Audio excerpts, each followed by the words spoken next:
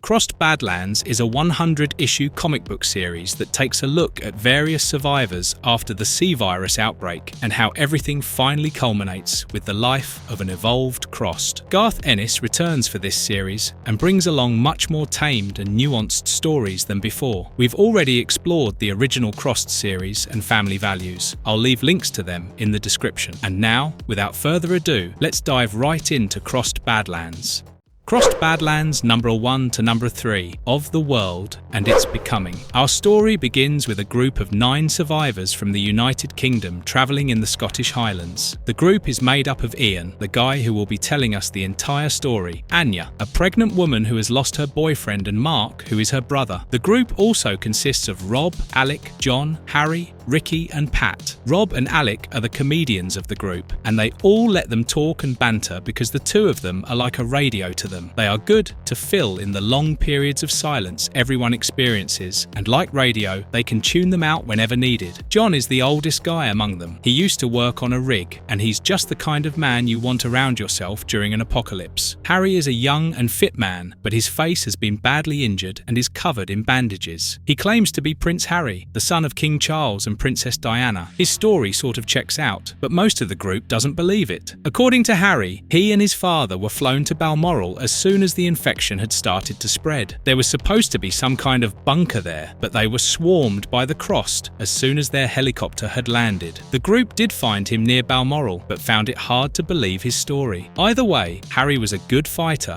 and he also had a high-precision rifle that was quite expensive. Then there was Ricky, the paramedic, one of the most useful people among them. He too was a decent fighter. Lastly, there was Pat. He was just an obese guy with no redeeming qualities. And then there is Ian, our narrator, who used to work in a bookstore. He isn't that useful, but he has a decent brain, and he can use it to get out of tense situations. Ian is watching Rob and Alex stare at the fishes in the stream and argue about them, and we learn that the entire group thinks that Ian only has 2 grenades, but instead he has a third one that nobody knows about. He is saving it in case he ends up needing it in the future. The group travels through the mountains while stopping every now and then to help Anya rest. They make camp at night to rest in a couple of ruins. We learn that during the summers, they spend their time in the mountains, and when it's winter, they come down to scavenge for food. They have done this 4 times now since the outbreak began, and this is the 5th time. As Ian settles down for the night, we get a flashback of how his girlfriend died, showing us why he has become so cynical and depressed. Ian loved his girlfriend Penny, and they did everything to protect themselves by hiding for 7 to 8 days when the outbreak first began. Oh, and before I continue, just a small request. If you have liked the video thus far, please consider subscribing to us. It may be a small click for you, but it helps us in tremendous ways to keep bringing you these marvelous long reads. And now, let's continue. Once the streets were empty, the two of them decided to make their escape, but were soon caught by a group of the Crossed on the highway. Penny was desperately trying to make her way to Ian when a Crossed woman driving her car hurled her baby at Penny. The baby was infected, and so when it exploded into 1,000 pieces of flesh, Penny was covered in its blood, and she knew that it was already too late for her. She manages to tell Ian that she loves him before getting run over by another Crossed. Since that incident happened, Ian has become a different man, a more depressed, cynical man that is grasping for anything that can be a reason to live for. The next day, when the group wakes up, they find a group of 40 Crossed around a mile away. Pat fails to keep watch at the west end, and soon a group of 3 Crossed manages to ambush them. Thanks to Alec's quick thinking, the group manages to kill 2 of the Crossed by making them fight amongst themselves. The remaining one is killed by Ian, who stomps on her face to deal the final blow. Despite this, Ian is still struggling for a reason to continue living on. A day later, the group is forced to leave Pat behind because he keeps on stealing from their supplies. Pat begs for his life, but the group can't have dissension, and so they cut off his Achilles tendons and leave him for dead. This way, the Crossed following them will have something to distract themselves with. Pat vows revenge. Once he realizes that his fate has been sealed, he promises to come after them once he has been turned. Ian is too cool about this entire thing, which is why Mark and Anya start doubting him that he has done this before. We then see a flashback where Ian has done something similar to this before. He is simply used to leaving people behind that are going to cause problems in the future. We then see a flashback in which he leaves a group of survivors after he had just lost Penny because they were fighting amongst themselves. The group is now travelling back towards the Highlands, and the entire area is now covered in snow. but the group of the Crossed that is following them refuses to give up, and Ian's disdain for Anya is growing because the group is forced to stop every 5 or 10 minutes because she can't carry on. As they continue walking north, they come across a crashed plane. Ian wants to keep going on, but they are forced to stop and take a rest in the plane because Anya is about to give birth. While inside the plane, Ian is forced to say what is on everybody's mind. He wants to ditch Mark and Anya so that they can travel faster. Mark is naturally furious, but John is on his side. They argue for a while but then decide to cast a vote. Sadly, Ian and John lose the vote, and they are now forced to wait until Anya gives birth. That night, Anya goes into labor, and everybody waits until the next morning, but the next morning only brings more bad news. John discovers that Anya and her child have both died while giving birth. The group decides to travel soon, but naturally, they get ambushed by the Crossed who were traveling through the night. They get to Harry first, and they dismember him until he is turned into a Crossed himself. Sadly, the group has not only lost Harry, but also one of their most precious weapons that they could have used to defend themselves. The web is killing off the Crossed, but it is not doing so fast enough. The group won't be able to outrun the Crossed, which is why they come up with a plan. They will split into 2 groups and run in different directions, and then circle around the Crossed, drawing them out in the process. Both the groups will aim for Harry's gun, and whoever gets there first will take out the Crossed, following them, and then help the other group. John, Rob, and Alec decide to go left, while Ian, Ricky, and Mark decide to go right. Mark, Ricky, and Ian all have rifles, but John is the only one armed in their group, which is why Ian has to hand over his 2 grenades to John. Then the next second, the Crossed come into view, and the 2 groups run in different directions. As planned ways, the Crossed split up, but the faster ones start chasing Ian's group. They are now forced to take a stand and shoot the faster running ones, but Ian freezes on the spot. This forces Ricky to take charge while Mark simply runs away. Ricky and Ian run after Mark once they have killed the Crossed, but when they look back, they see a turned Pat along with the other Crossed chasing after them. Ricky loses his footing during this commotion and falls into the ridge below. And that's it. Ricky is done. Ricky is ambushed by the Crossed while ordering Ian to run away. Ian catches up with Mark, who has almost reached the body of Harry. The 2 of them wait and scout the area when they spot another group of the Crossed that was chasing after the second group, circling towards Harry's body. Mark's blood begins boiling when he sees that not only John, Rob, and Alec have turned, but they have also unearthed his dead sister's body. Mark loses control and in a fit of rage turns towards Ian and blows his ear off, but Ian does not retaliate. He simply runs away because the Crossed are upon them, and although Mark tries to fight, he is soon overpowered by them. They torture and violate Mark while Ian runs towards Harry's body. Although panicking, he manages to find Harry's gun and begins shooting down the Crossed one by one. The idea was to use every single bullet to its advantage and to kill a Crossed with every shot. Ian is doing great, and despite having run out of bullets midway, he manages to reload the gun by finding another magazine on Harry's body. Bang, bang, bang. Ian takes out a Crossed with every shot, and he even surprises himself by this performance. Only the last Crossed remains, and Ian manages to shoot him in the head, but this last Crossed man was carrying a gun, and before he dies, he fires it off. The bullet hits a corpse that was near Ian, and blood sprays all over his face. "No, no, no," shouts my mind, but my body can already feel it, seeping to the back of my eye sockets, slithering like rabid snakes. And this is it. There is nothing more to be done. Ian slumps down to his knees, pulls out the 3rd grenade he has been hiding all along, but is unable to pull the pin as John's hand comes and rests on his shoulders. The entire group has been turned, and for a moment there, it seems that Ian will turn as well before blowing himself up.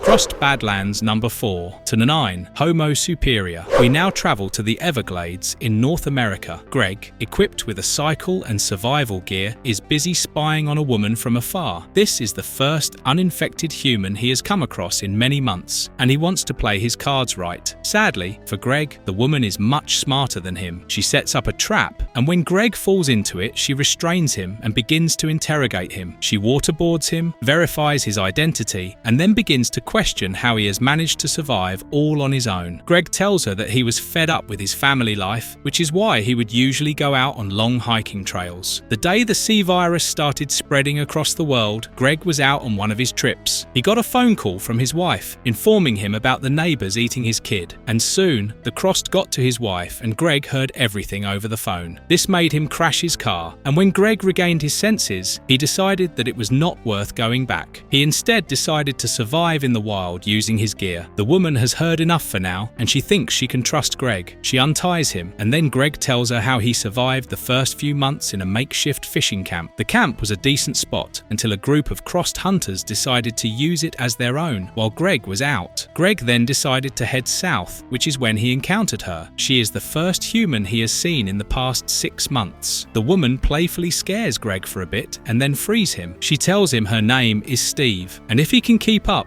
the two of them can travel together. As Steve and Greg travel together, Steve tells Greg that she used to be a military intelligence officer. She was deployed in Afghanistan 3 times and was an interrogation specialist. The two of them then discuss how the C virus started. Steve thinks it is a bioweapon developed by the terrorists, while Greg thinks that it could just be nature trying to kill them and start all over again. Steve fiddles with a radio trying to get a signal while telling Greg about her past. She was working as a bodyguard for a private lawyer when the outbreak began. She suddenly stops with her story when she thinks she has gotten a signal. On the other side of the Everglades, there is a makeshift redhead camp where Leon, a teenage swamp rat, is trying to hit on any women that might be listening to his radio broadcast. He is a stoner, and he is quickly reprimanded by his father for using the generators to power the radio for useless reasons. He tells his father that he was trying to catch the preacher's broadcast, which promises a safe haven on a ship, alongside other Homo superiors. His father scoffs and orders Leon to gut the alligator with his cousin and to make himself useful. Leon and his cousin gut the alligator and feed his father's dogs, and when his cousin Ray takes a shot at him, Leon spills all of the guts on top of his head. In the eastern part of the swamp, Ashley and Ashlyn are getting ready to leave their biological father's home. A huge wildfire is spreading all over the area, and they need to get out of there fast. As they talk, we learn that Ashley and Ashlyn had escaped from their stepdad's home after everyone over there had turned into the Crossed. Ashley had to shoot her stepdad multiple times because he had turned into the Crossed, which still traumatized her. Both the women are dressing up in wetsuits as they remember how they had to even kill their biological father once he had turned. Thankfully, their biological father left them a lot of supplies and guns. Ashley, who has won several medals in sharpshooting, decides to blow off some steam before they leave. On the other side of this swamp, Greg and Steve realize that the faint noise over the radio was nothing, and that is when Steve decides to go to sleep early. As she goes to sleep and Greg stays up, he sees Steve having horrific nightmares that haunt her every night. We then see the dream Steve is having and what she is thinking. Turns out she has a lot of issues of her own. She has nothing but hate for people all around her. She hates the infected. She hates the people who got infected and even hates her employer. She is haunted by the memories of her past every night. The day her father cracked and abused her, the day she took naughty time with her boyfriend too far, and everything else she did to her detainees back in Afghanistan. She is now dealing with this trauma by believing that everyone got what they deserved, even her employer, who we see is thrown off of a skyscraper while barely hanging on by his intestines. We then see how Steve sabotaged her previous employer once she found the emergency parachute in his crib. She started off by shooting some nearby Crossed to get their attention, and then slept with her employer because of the rush she felt by shooting people. Once she was done and the Crossed had swarmed the building, she simply parachuted to safety while leaving her employer at the mercy of the Crossed. Back in the swamp, Ashley and Ashlyn have stumbled upon the redhead camp, but they decide to steer clear of it. Inside the camp, as usual, Leon has tricked his father into giving him the lookout duty. Leon is their resident drug maker, and he prefers this solitude on the lookout tower when compared to what happens below each night. He smokes, reads his comics, and listens to music peeping out for an occasional lookout. And this time, when he looks out, he manages to spot Ashley and Ashlyn. Far away from the camp, Ashley and Ashlyn have stumbled upon a fishing hut, but before they can make their move, move, they quickly have to hide under the jetty because they see a boat full of crossed men making their way across the swamp. Back at the camp, Leon is too negligent to notice that the crossed men on the boat have managed to sneak in under the gator net. However, his father's dogs attacking the crossed men wakes Leon up, which prompts him to use the huge machine gun. Within 20 seconds, the entire thing is over. But what follows is far worse because during the attack, Leon's father's favourite dog was killed, and this means that Leon's going to pay. This isn't the first time that Leon has been beaten up by his father, which is why he simply takes the beating, because he knows if he interferes, it will be worse. His father goes beyond what he usually does. After beating the crap out of Leon, his father shoves him into the shit pit, along with all his stuff. On the other side of the swamp in the fishing hut, Ashley and Ashlyn are settling in while discussing how they are going to survive the wilderness because they are city girls. They decide to postpone this problem for the next day and have a good night's sleep. Back with Steve and Greg. Greg is trying to make small talk, and Steve asks him what was the worst thing he has seen in his travels. Greg tells her about the time he saw a dozen kids kebabbed off on a flagstaff near a summer camp. However, the conversation soon comes to an end when Steve spots a crossed nearby. She plays with it by first shooting it in the hand, then in the feet, and then the shoulder. Once she has had her fun, she shoots it directly in the head. Like her past, we see that this turns on Steve, and she ends up sleeping with Greg. Once they are done, we see that Greg has a huge gash on his back, and while Steve sleeps peacefully, Greg fears for his life around this psychopathic woman. We then catch up with Leon at the camp early in the morning, who is itching for revenge. He spent 8 hours in that pit, and he is craving some payback. The cogs in his brain soon start churning when he fishes out a Crossed's head. On the other side of this swamp, Greg and Steve have woken up, but Steve is having trouble processing what happened between them last night. She yells at Greg to never mention it again, and then storms off. Once Greg catches up with her, he sees that they have reached the deep swamp, and they will need some kind of boat to cross it. The two decide to check the nearby campsite for anything they can use, and although Greg ends up finding a boat, he is soon attacked by a wild boar. Back in the camp, Leon is busy carrying out his plan. He has used the Crossed's blood to make his latest batch of drugs. He then packs up his stuff and weapons and hands the latest batch to his cousin Ray. He then walks out of the camp pretending that he is going to fish. But once he hears the commotion begin on the inside, he steals the airboat and makes his escape.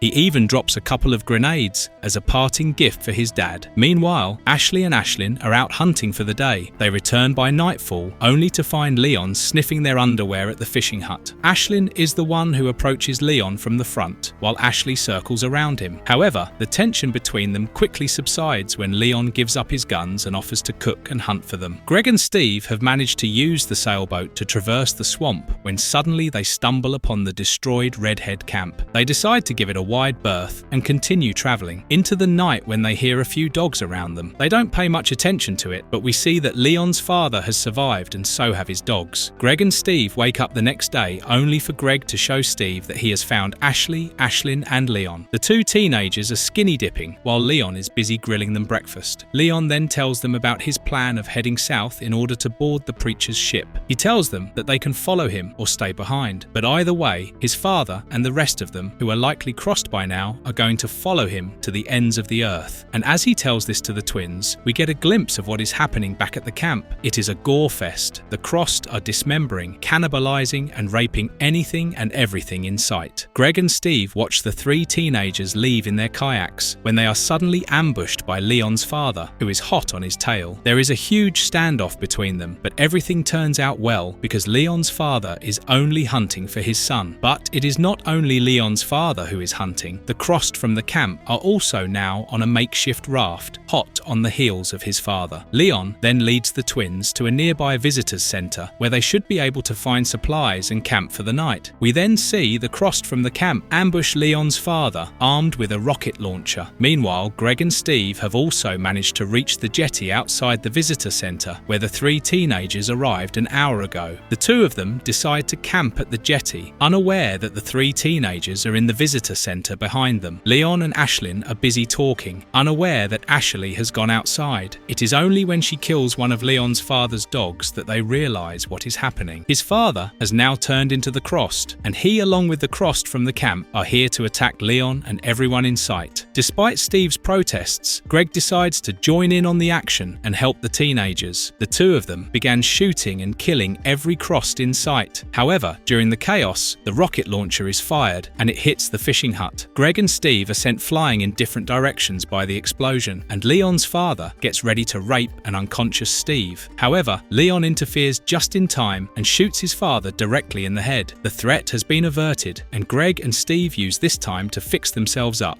All of the survivors talk amongst themselves, and Leon convinces them to head south with him. Although Steve doesn't like the idea, she decides to go with them. They travel for a week until they hit land, and although their health should be improving, Steve's health is only getting worse. She keeps on throwing up after every meal, and it is soon revealed to us that she is pregnant with Greg's baby. Greg tries to take responsibility and help her, but she shoves him off and says that the baby is her responsibility. However, all hell breaks loose when Ashley catches her twin sister sleeping with Leon. In a fit of rage, she ends up beating up Leon and Ashlyn before finally sleeping with Leon herself and then killing him off. Greg is quite shaken up by the incident, but Steve tells him to give it up. They aren't the police. Over the next few weeks, the group continues to travel south and their health continues to deteriorate. Over the next week, the group reaches a town in Florida where they are ambushed by infected children from a camp that end up infecting the twins. Only Greg and Steve survive. They manage to travel for another week without incident, but on the 7th day, Greg notices that the same children from the camp are following them. They continue to keep ahead of them while surviving on roots and rats. Greg knows that, although this is good, it is not enough for Steve, who is pregnant right now. The two of them continue traveling south until they reach the beach. The kids are still following them, and although they have killed around 10 of them, there are still 20 remaining. As the two of them continue walking towards the ocean, they come across the ship that is supposedly the Preacher's, the one Leon promised was going to be full of Homo superiors. It is abandoned, disheveled, and has beached itself. Greg wants to keep going on, but Steve is tired, and this is when she breaks into tears and tells Greg to abandon her. She walks away, knowing full well that she has failed herself as a soldier, but Greg reassures her by giving her a hug. It is night, and the two of them are holed up in the abandoned ship,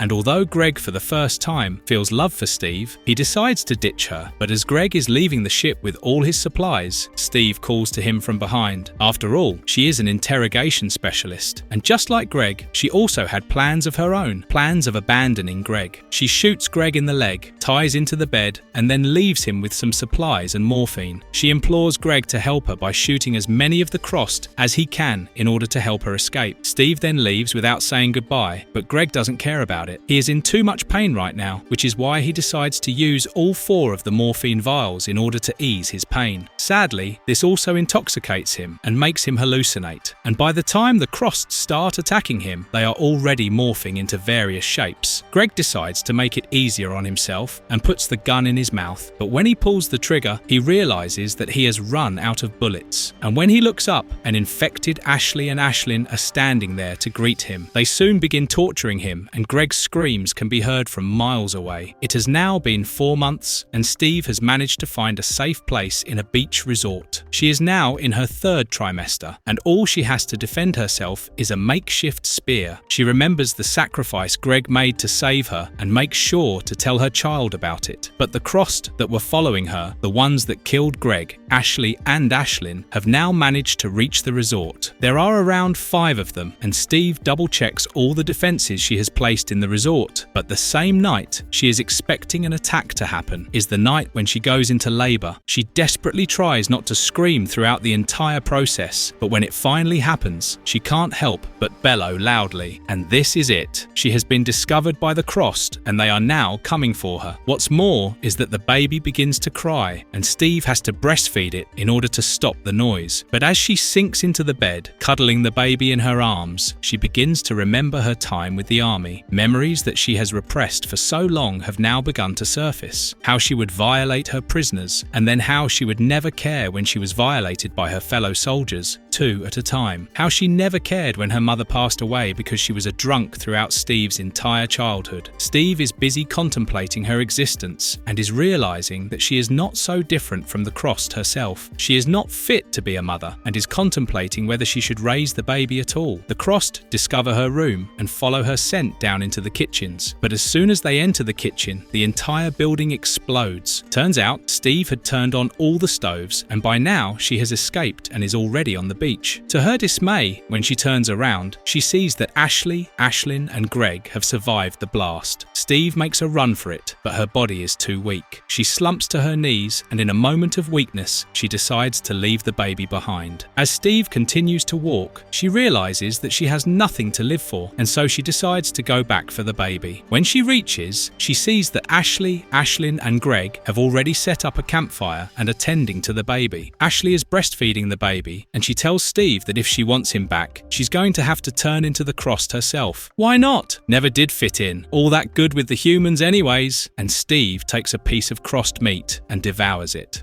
Crossed Badlands number 10 to the 13, Yellow Belly. Our story begins with Edmund Wickenthorpe, a high school student who is at his graduation ceremony and is known as Yellow Belly by his entire school because of his cowardice. He introduces us to the popular kids of the school bullies, and then the prom queens. He then tells us about Betty Ford, a girl he likes, but she thinks that he is a creep. Betty is kind of right. Edmund is indeed a creep. All the rich and popular kids are off to different parties, but Edmund has to celebrate his graduation with his family at a nearby diner. Now that he's finally 18, he is allowed to drive a car, albeit under the supervision of his parents. Once they drop Mum home, their dad takes the two brothers to see the circus in Emerson, a nearby town that is 20 miles away. Going to see the circus in Emerson, even though it will arrive in their town eventually, is a Wickenthorpe family tradition. Once they arrive at the circus, Edmund enjoys himself until Eli begs his father to go see the geek. His little brother has a stronger stomach than him because at first, Edmund refuses to go. It is only when his little brother also ends up calling him a yellow belly that he decides to join them. Edmund has always been squeamish, but he has also always been a creep because even now, when he is in the circus, he can't stop thinking about girls and their behinds. The father and son trio go to see the geek, and they watch him devour a diamond-backed rattlesnake. Once the performance is done, we see the geek talk to one of his colleagues. The two of them discuss how his job is in danger because his trick of using a knife to cut up animals that he is supposed to eat is starting to get old. A Crossed then walks into the circus tent, and the geek feels that the boss has already hired his replacement, which is why he decides to scream and yell at him. But the Crossed simply bites the geek's colleague in the neck, triggering an outbreak. Edmund is busy staring at the performer's backside when they hear screams nearby. They turn and see the circus performers killing and raping the audience. Edmund's father grabs his kids and runs to safety while people keep getting killed around them. Edmund can't stand the horror he is witnessing. He sees people getting dismembered, their brains blown out, and all kinds of horrific sexual violations. The father has managed to keep the kids safe for now, but then, when he sees a Crossed clown stalking them, he hides them in nearby barrels and decides to take care of the clown. Edmund watches from a hole in the barrel as his father gets quickly beaten and then raped by the Crossed. Once it is all over, his Crossed father turns his attention towards the barrels, and Edmund hears him raping and eating his little brother Eli. And this is it. This is too much for Edmund. He simply falls asleep. This is why he is called a yellow belly, because in tense situations like this, he simply falls asleep. It's his coping mechanism. Once awake, Edmund gets out of the barrel and runs to his car. Despite the horror, he can't help but be a creep, because when he watches the performer, he was crushing on having sex. He is turned on. When Edmund reaches home, he doesn't say a word to his mum and simply goes and hides in the closet until he falls asleep. He is woken up by a police officer and his mother, and he then tells them everything. The police officer is skeptical and his mother is in denial, but none of them realize that the Crossed are already on their way here. The popular kids are busy going on vacation while the bully, Sweeney, is sleeping in his home. We see that he has an abusive father, but that matters little when a Crossed breaks in through the window and attacks him. Sweeney shoots the Crossed in the head, but knows that his father is already dead. When Sweeney sees the entire trailer park getting massacred, he decides to steal his dad's car and drive out. Meanwhile, Edmund and his mother have finally made up, but their happiness is short-lived because Edmund's mother has spotted the Crossed peering in through a window. Once again, Edmund hides in the closet while his mother gets raped and killed by the Crossed, and hearing all of this, he falls asleep once again. Hours later, he is found by the popular kids because one of their fathers was the police officer that showed up to Edmund's house. They know that Edmund has seen these things before, which is why they take him along with them. The big plan is to shoot and take revenge against the Crossed, and everyone from high school decides to meet up at Seaver's Fish and tackle where there are a lot of guns. For a moment, Edmund feels that things might be going right for him because the coach's son, Hank Smith, has just told him that he sees Edmund as a hero for having survived the massacre at the circus. He even got to touch Betty Ford while reassuring her. However, it seems that every time Edmund decides to be a perv, things go bad for him. Seconds after he has finished his conversation with Betty, a huge truck full of the Crossed smashes into the shop.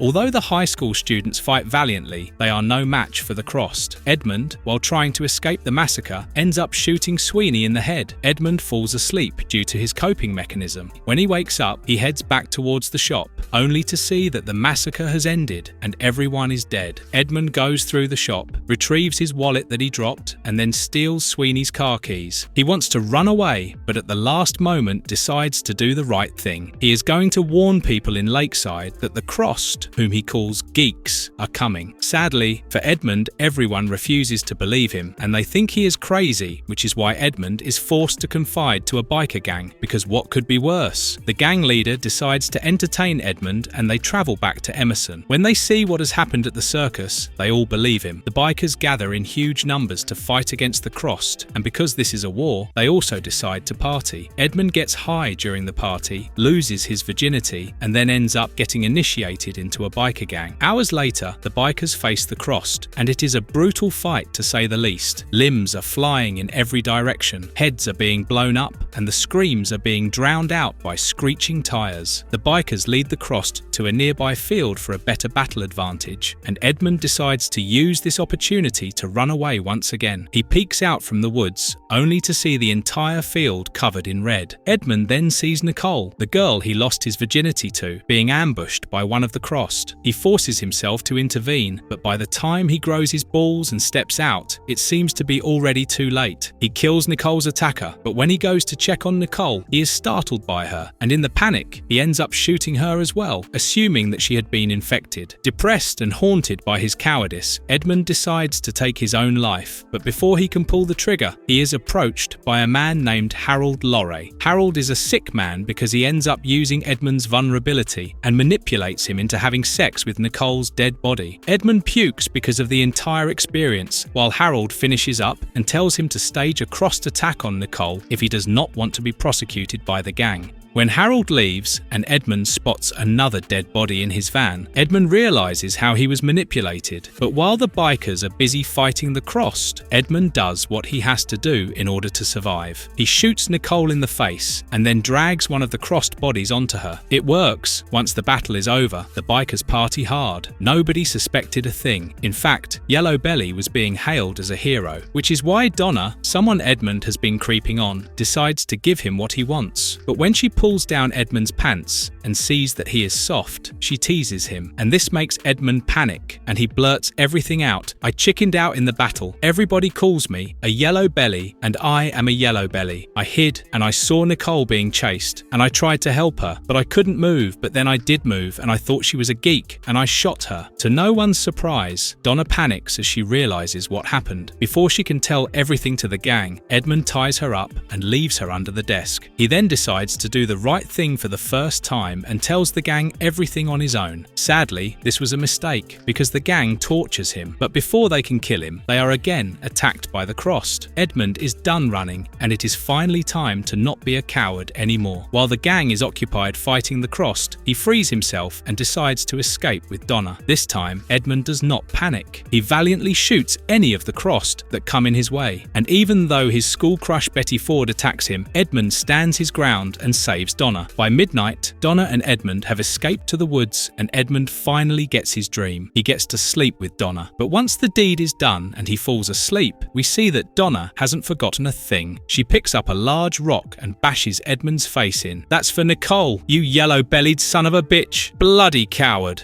Crossed Badlands number 14, Ton 18, The Golden Road. Our story begins on the day everything started, the day the C virus broke out, which would eventually come to be known as C Day. We follow three aspiring writers, Clooney, Tabitha and Jared, travelling on a train to a writer's retreat hosted by the famous author Gideon Wells. Jared warns them that Gideon is a psychopath that will do anything and everything to get a woman. When they reach the town of Stableford in Wisconsin, they spot a number of people missing hands or legs, and Jared tells them the story of how it all began. A few decades ago, one of the town's people ended up losing a limb in an accident, and they got a huge payout from the insurance company. The town soon realized that this was an easy way to become a millionaire, and around 100 people ended up doing the same before the insurance company caught on. Gideon Wells loved this idea and wrote his last novel on the same concept and called it Stump. To add insult to injury, Gideon constructed his retreat Samarkand in this same town, which is why he is hated by most of the people here. This becomes apparent when one of the townsfolk ends up spitting on their car. When Clooney reaches the estate, it becomes abundantly clear to him that Gideon Wells is indeed a psychopathic philanthropist. He conducts the writer's retreat with an iron fist and has them hand over all of their digital devices. He even makes them sign contracts that give him absolute rights to exploit their experiences and likeness in any matter and in any medium for perpetuity. He then tells them that their rooms contain character briefs that Gideon has specifically tailored for them. They are to go to their room, read the brief, get in character, and then report for dinner. When Clooney gets to his room, he realizes that he has been painted as a loser, and he doesn't like his character one bit. But his girlfriend Tabitha, on the other hand, seems to have a promiscuous character because she doesn't wear any underwear to the dinner. At dinner, the food is great, but the games soon begin when Gideon begins manipulating them. He riles up one of the writers named Jay and uses his past to get him to hit one of his waiters, just because he spilled some wine on him. Jay beats the hell out of the waiter, and Clooney can't believe what he is seeing because he always thought Jay was an easygoing guy. Clooney's next, and Gideon hands him a paper that he wants him to read out loud. It is the personal experience Clooney submitted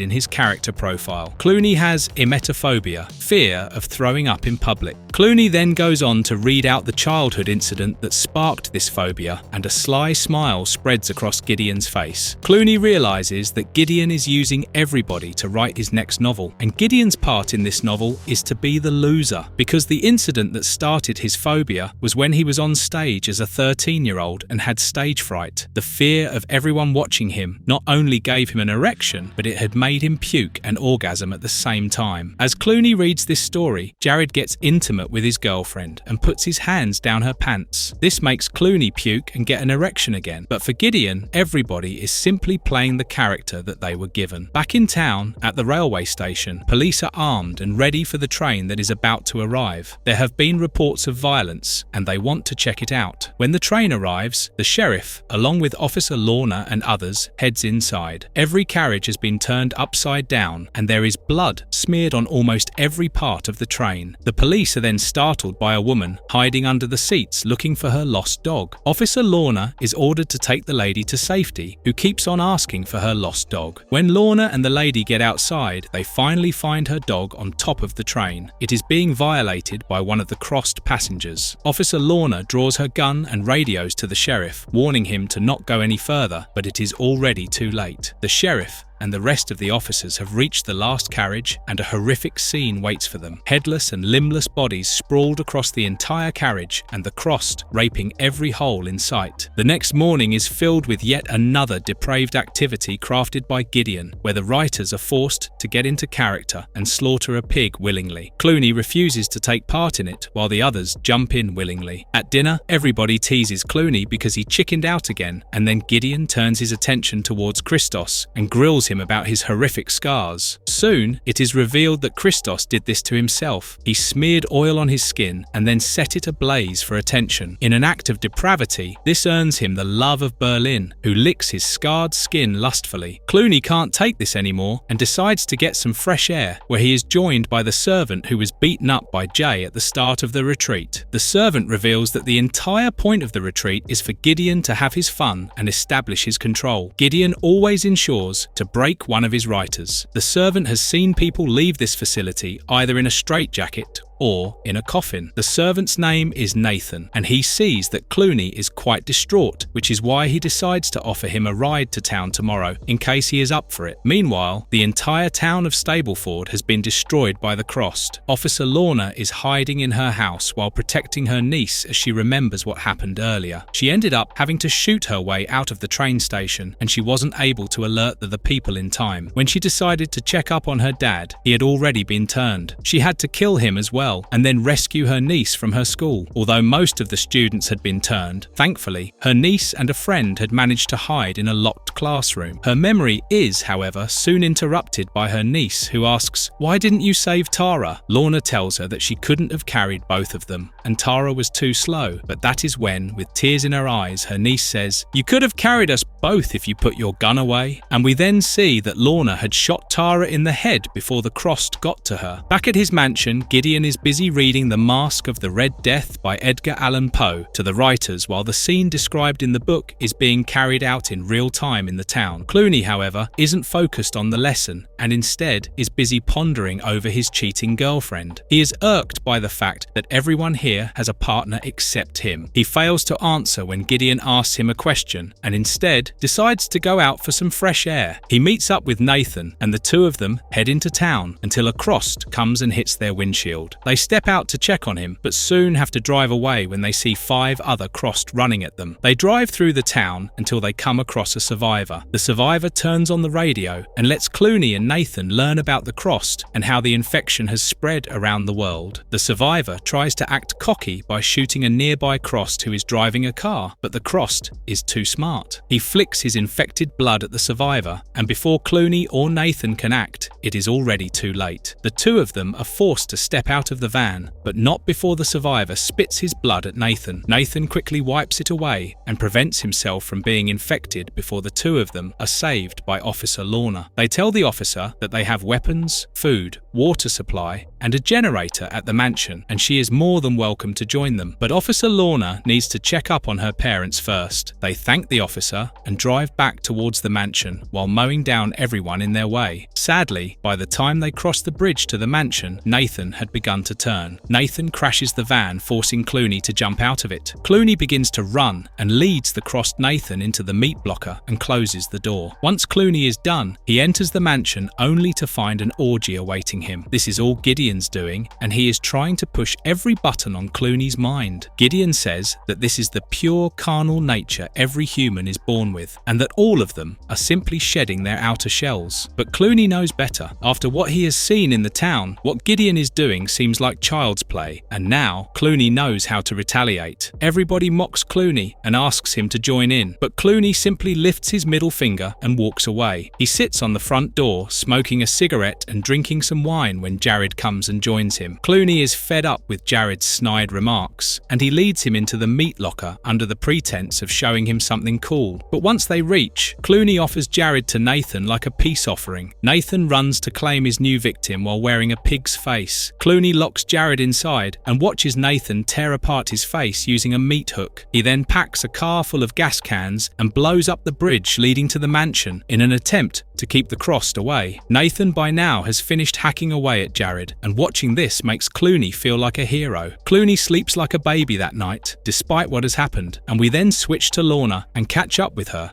at her parents' house. Sadly, it is already too late for her parents. They have been turned and they offer Lorna a piece of her father's brain as a meal. Lorna has no choice but to shoot them in the head. Back at the mansion, Clooney is busy dreaming about Gideon getting tortured when he feels something on his crotch. He wakes up to find Tabitha trying to give him head. Clooney is revolted, but Tabitha has been totally manipulated by Gideon. She says that he needs to give up his outer shell and react to what Gideon is trying to do to him. Suddenly, Gideon bursts into Clooney's room and demands answers about the blown-up bridge. Clooney confesses that it was his doing, but the crashed van was Nathan's doing. And under the pretext of leading him to Nathan, Clooney takes Gideon to the meat locker. Unfortunately, Nathan is nowhere to be seen, and Gideon soon discovers the mangled and dismembered body of Jared. Unfortunately, Gideon catches on and prevents Clooney from locking him inside the meat locker. Soon, However, they are attacked by Nathan, and while Gideon is occupied, Clooney locks them inside. Clooney smiles wickedly, but is soon pushed aside by Tabitha, who ends up opening the door. Gideon rushes out, cuts off Nathan's hand that is stuck in the door, and then closes it. He then locks Clooney in the dungeon, but fails to notice that Clooney has managed to grab one of Nathan's infected fingers. Jay and Christos soon enter the dungeon and lead Clooney above, where Gideon tells him that his story has been verified. He tells everyone that the infected are being called the Crossed. He then puts his arm around Clooney and tells him that the two of them are quite similar. Gideon says that, like Clooney, he too was tortured by someone like himself, and he didn't stop until that man was destroyed. He knows that Clooney will do the same, which is why he now has to be locked in the dungeon again. Gideon's servants, armed with guns, are maintaining a perimeter. They watch the Crossed fail to cross the river and breathe a sigh of relief. But soon, the Crossed come up with a plan. They begin piling up vehicles on top of each other to make a bridge of their own. And once the bridge has been made, they breach the perimeter. Lorna watches everything unfold while hiding in a bush nearby. She decides it's best if they avoid the water for now, and instead decides to lead her niece through the mountains. Sadly, they've only climbed a few feet when they come across two Crossed police officers. Lorna has no choice but to attack them. She shoots the female officer from afar, but the male officer manages to jump on her. Lorna shoots him in the head, but his body falls down on her. Her niece goes in to check on her aunt, but Aunt Lorna is now one of the Crossed. Philly, her niece, picks up the gun in self-defense and is forced to shoot her aunt. Miraculously, she hits her right between the eyes and then makes her escape. Philly decides to take the boat they had planned to use and heads downstream. Back at the mansion, the writers are clearly outnumbered, and the Crossed manage to kill Nancy by stabbing her through the throat. While the Crossed keep getting closer and closer, Clooney hears everything from his dungeon, and that is when one of the Crossed manages to free Nathan from the meat locker. Most of the writers by now have been ambushed, and the Crossed have managed to snatch away most of their guns. Only Tabitha, Gideon, Christos, and Berlin remain, and they decide to free Clooney to improve their chances of surviving. But when Tabitha goes to the dungeons to rescue him, she finds that Clooney has already infected himself using the finger he stole, and that is it. Tabitha is now a victim of her Crossed boyfriend that she decided to cheat on during this retreat without hesitation, and up above, Gideon is getting what he had coming. The town's folk that have been mad at him since the book release are now exacting their revenge. Clooney walks up and joins them as he watches Gideon first get swarmed by the Crossed and then slowly dismembered. The Crossed have torn Gideon limb from limb. They stand around him eating his hands and legs, while the Crossed Gideon stump menacingly sits on his throne. Karma works in mysterious ways.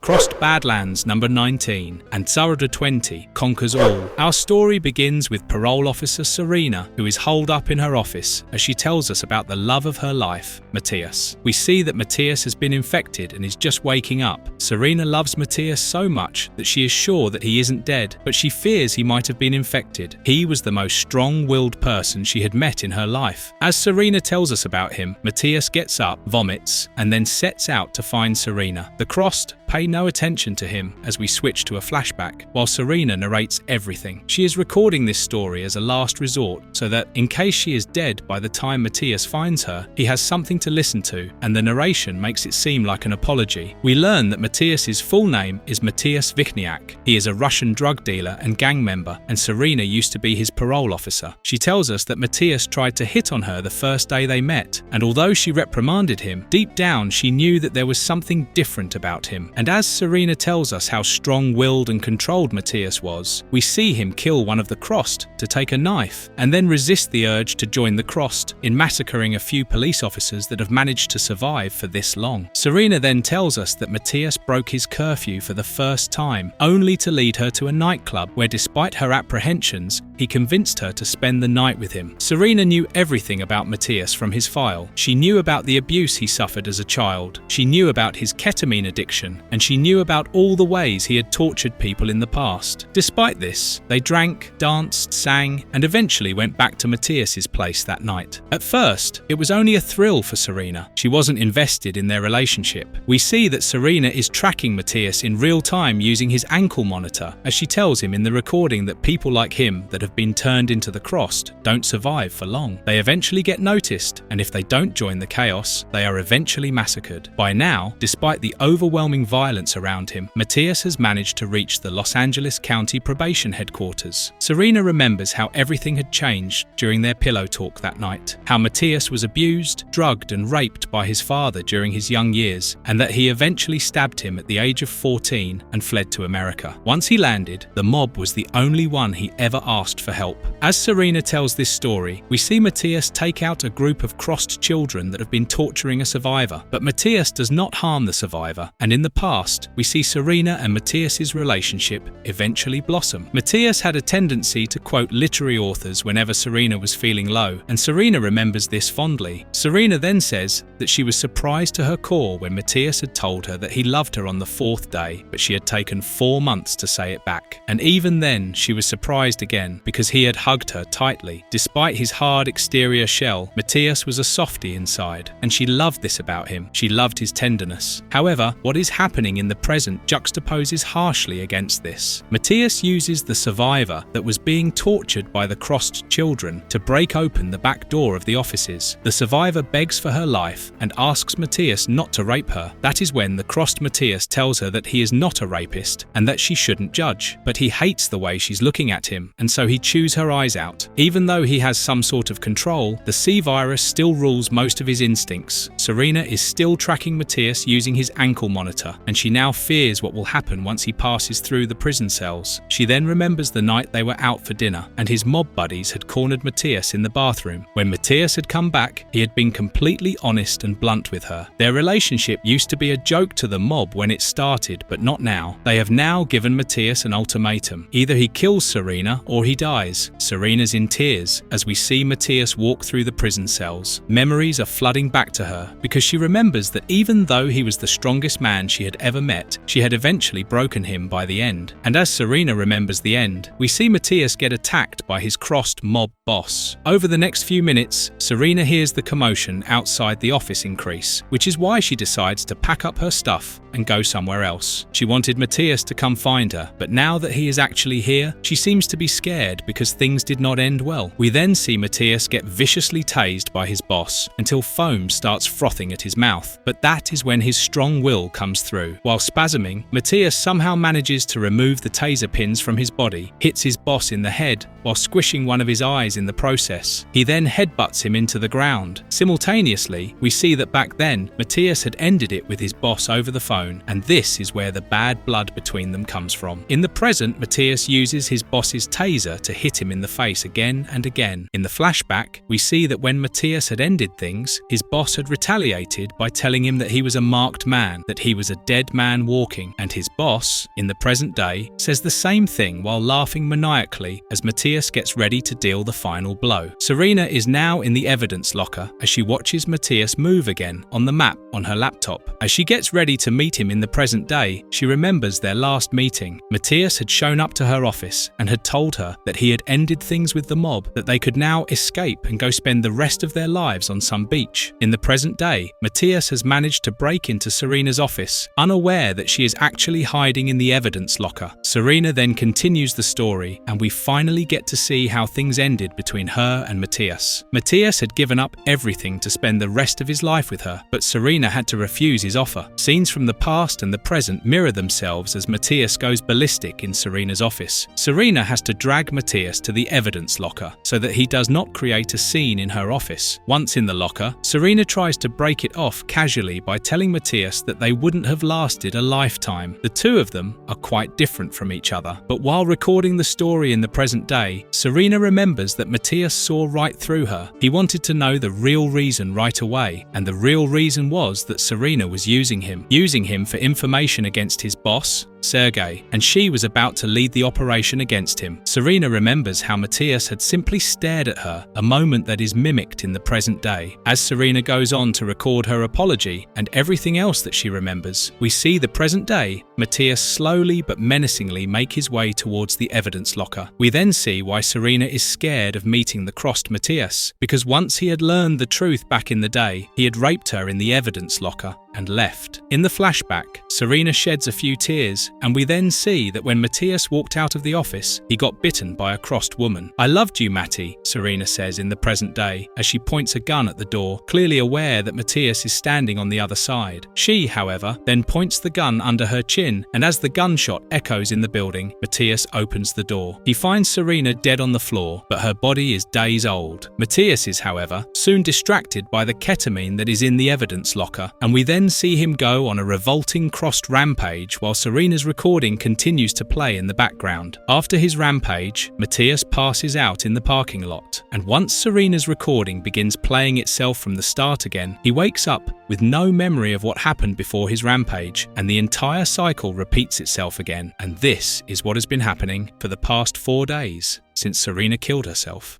Crossed Badlands number 21 to 24, The Livers. We now catch up with Amanda, the survivor of Crossed Psychopath. She's still haunted by Harold Laurie, the psychopath from the previous series, who made a brief appearance when he made Yellow Belly violate Nicole's corpse. Amanda is currently living with Frank and Frankie, a father-son duo that saved her life. She has told them her name is Kathy because after what happened with Harold, she doesn't trust anyone. Frankie, his son, is 13 years old, and Amanda was saved by Frank when she had been spotted by the Crossed. Right now, Amanda is fulfilling both their needs of a woman by being a mother and a lover. Despite having a decent life for now, Amanda is haunted by what Harold did to her, which is why every time she has met survivors, she has never been able to trust anyone. Her paranoia makes Amanda feel that something bad is bound to happen. So the next time the three of them decide to leave and change cities, Amanda pulls the trigger. One night, while Frankie is sleeping and she is having sex with Frank,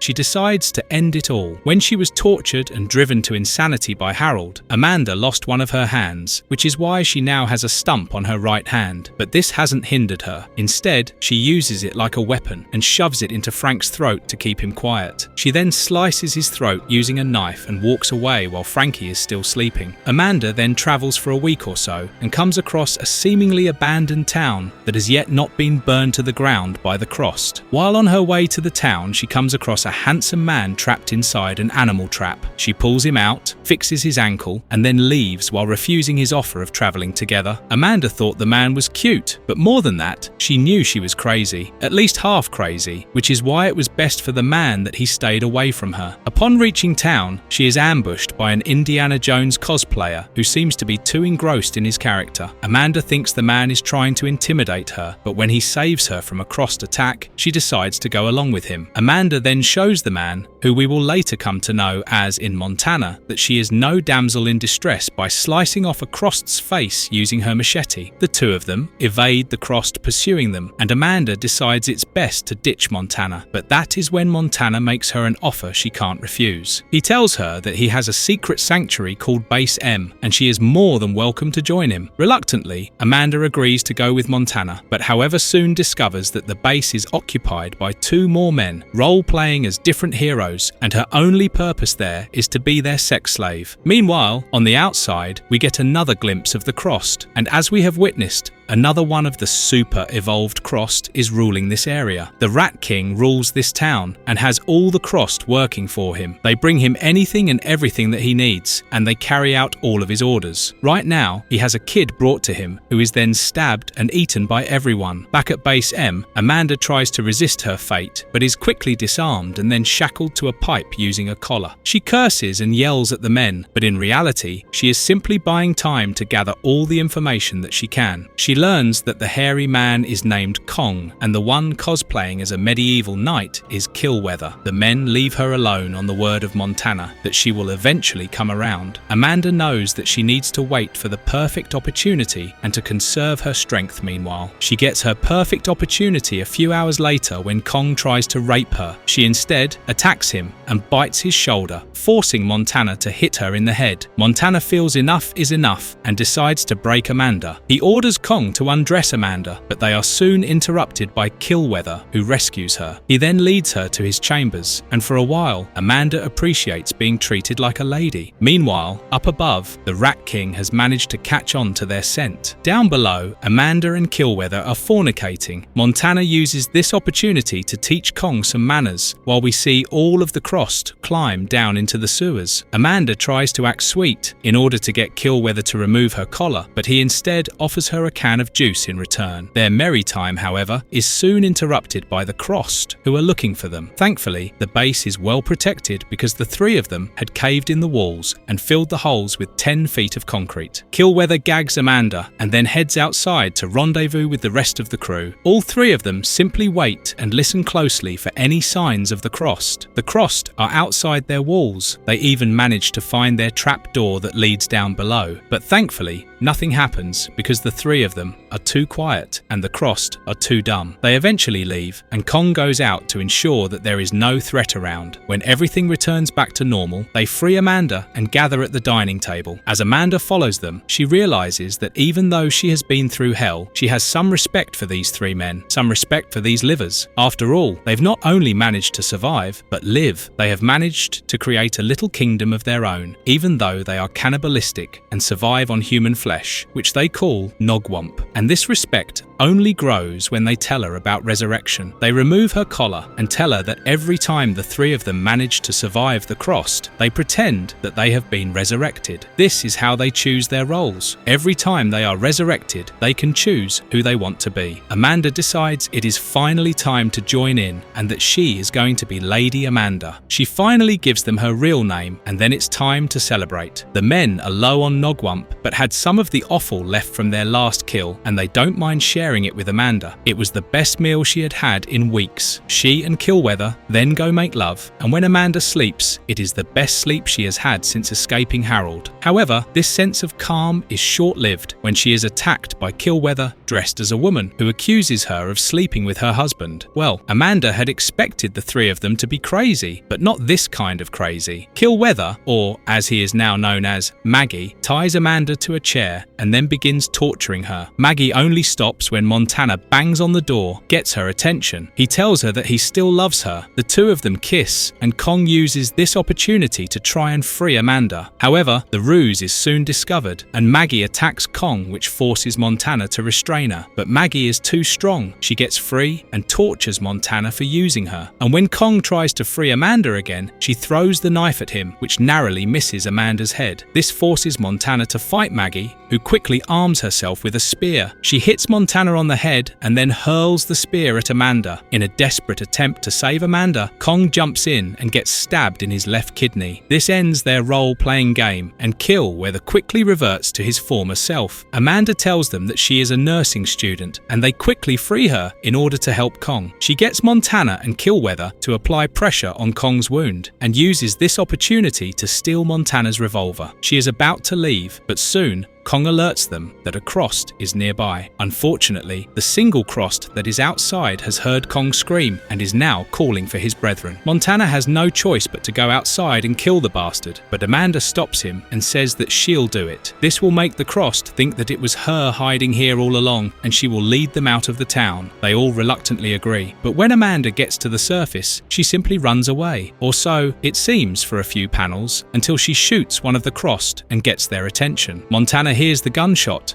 and realizes that Amanda is trying to help them, but he knows that she is going to need his help, which is why he heads to the surface and saves Amanda seconds before she is sexually assaulted by the Crossed. The two of them run away, and we see that they are now being followed by the horde of the Rat King, who sits on his throne while sucking the blood and guts of one of his followers. Amanda and Montana manage to hide in a house, and they have no choice but to stay there because the Crossed know this town too well and have set up a tight perimeter up on the roofs as well as the streets below. But that is when Montana shows her the way of living in these harsh times. He has switched roles and is now pretending to be her husband, who has just been laid off. Amanda hesitates for a moment, but then decides to join in. Amanda has the best time of her life since the sea virus broke out during this time with Montana. Sadly, the two of them have to face reality, or at least the reality of their made-up married life, where Montana now has to go out looking for work in order to support them because they have run out of shepherd shepherd's pie, but deep down, Amanda knows that he is going out to get them some food. That night, Amanda stares up at the stars and fantasizes of living on the moon alongside Montana. But reality soon kicks in when she watches a building collapse and then a crossed couple climb on top of it. The two crossed then begin having sex, and during the act, the crossed man cuts the woman in half. Amanda goes back inside and sits there waiting for Montana, realizing that it has gotten too late. With Montana gone, and with what Amanda has just seen, she cannot help but question her sanity. Maybe she has gone mad. Finally, she is completely crazy. But then, when Montana returns and everything goes back to normal, she throws a tantrum pretending to be his wife, and Montana apologizes to her by showing her the food that he has brought back. It is a litter of puppies, and Amanda quickly gets ready to slaughter them in order to prepare them a meal. However, their festivities are soon interrupted when a trash can comes flying through their window. It is the Rat King. He and his followers have grown tired by now, and they are ready to burn the entire town in order to find Montana and Amanda. Even though Amanda protests, Montana decides to sacrifice himself for the sake of their baby, which is really just a made-up figment of their imagination. But Amanda does not spoil his made-up reason to live in these horrid times. Montana shoots the Rat King in the leg and then leads them away from Amanda. Montana puts up a valiant fight and even manages to injure one of the Rat King's closest followers, but by the end of it, when he runs out of bullets, he is forced to take his own life. Amanda hears the last shot and knows that it is all over. A week later, she decides to go back to the base, and on the way she glimpses at what remains of Montana. Nothing but skin, guts, and a ribcage. She takes his remains back to the base and lets Killweather and Kong honor him. But as a sign of respect, Kong and Killweather let Amanda have Montana's hat as she leaves to survive on her own. Amanda is having conflicted thoughts about her encounter with the Livers when she comes across the same man, Michael, whom she saved from a pit when she arrived in town. Even now, he is caught in a trap set for animals. I guess maybe we're fated to keep meeting like this. My folks too kept meeting like this before they were eventually married. But Amanda isn't listening to the man. Everything is starting to make sense in her head now. A sly smile spreads across her face as Amanda realizes that the world has changed now. And just like Montana used to say, it is either made up of the Livers or the Nogwumps. And Michael here is a Nogwump. An hour later, Killweather is surprised to hear a knock on the trap door. Amanda is back, and she says, "I've brought dinner and call me Montana from now on." The three of them happily dine on Michael while drinking wine.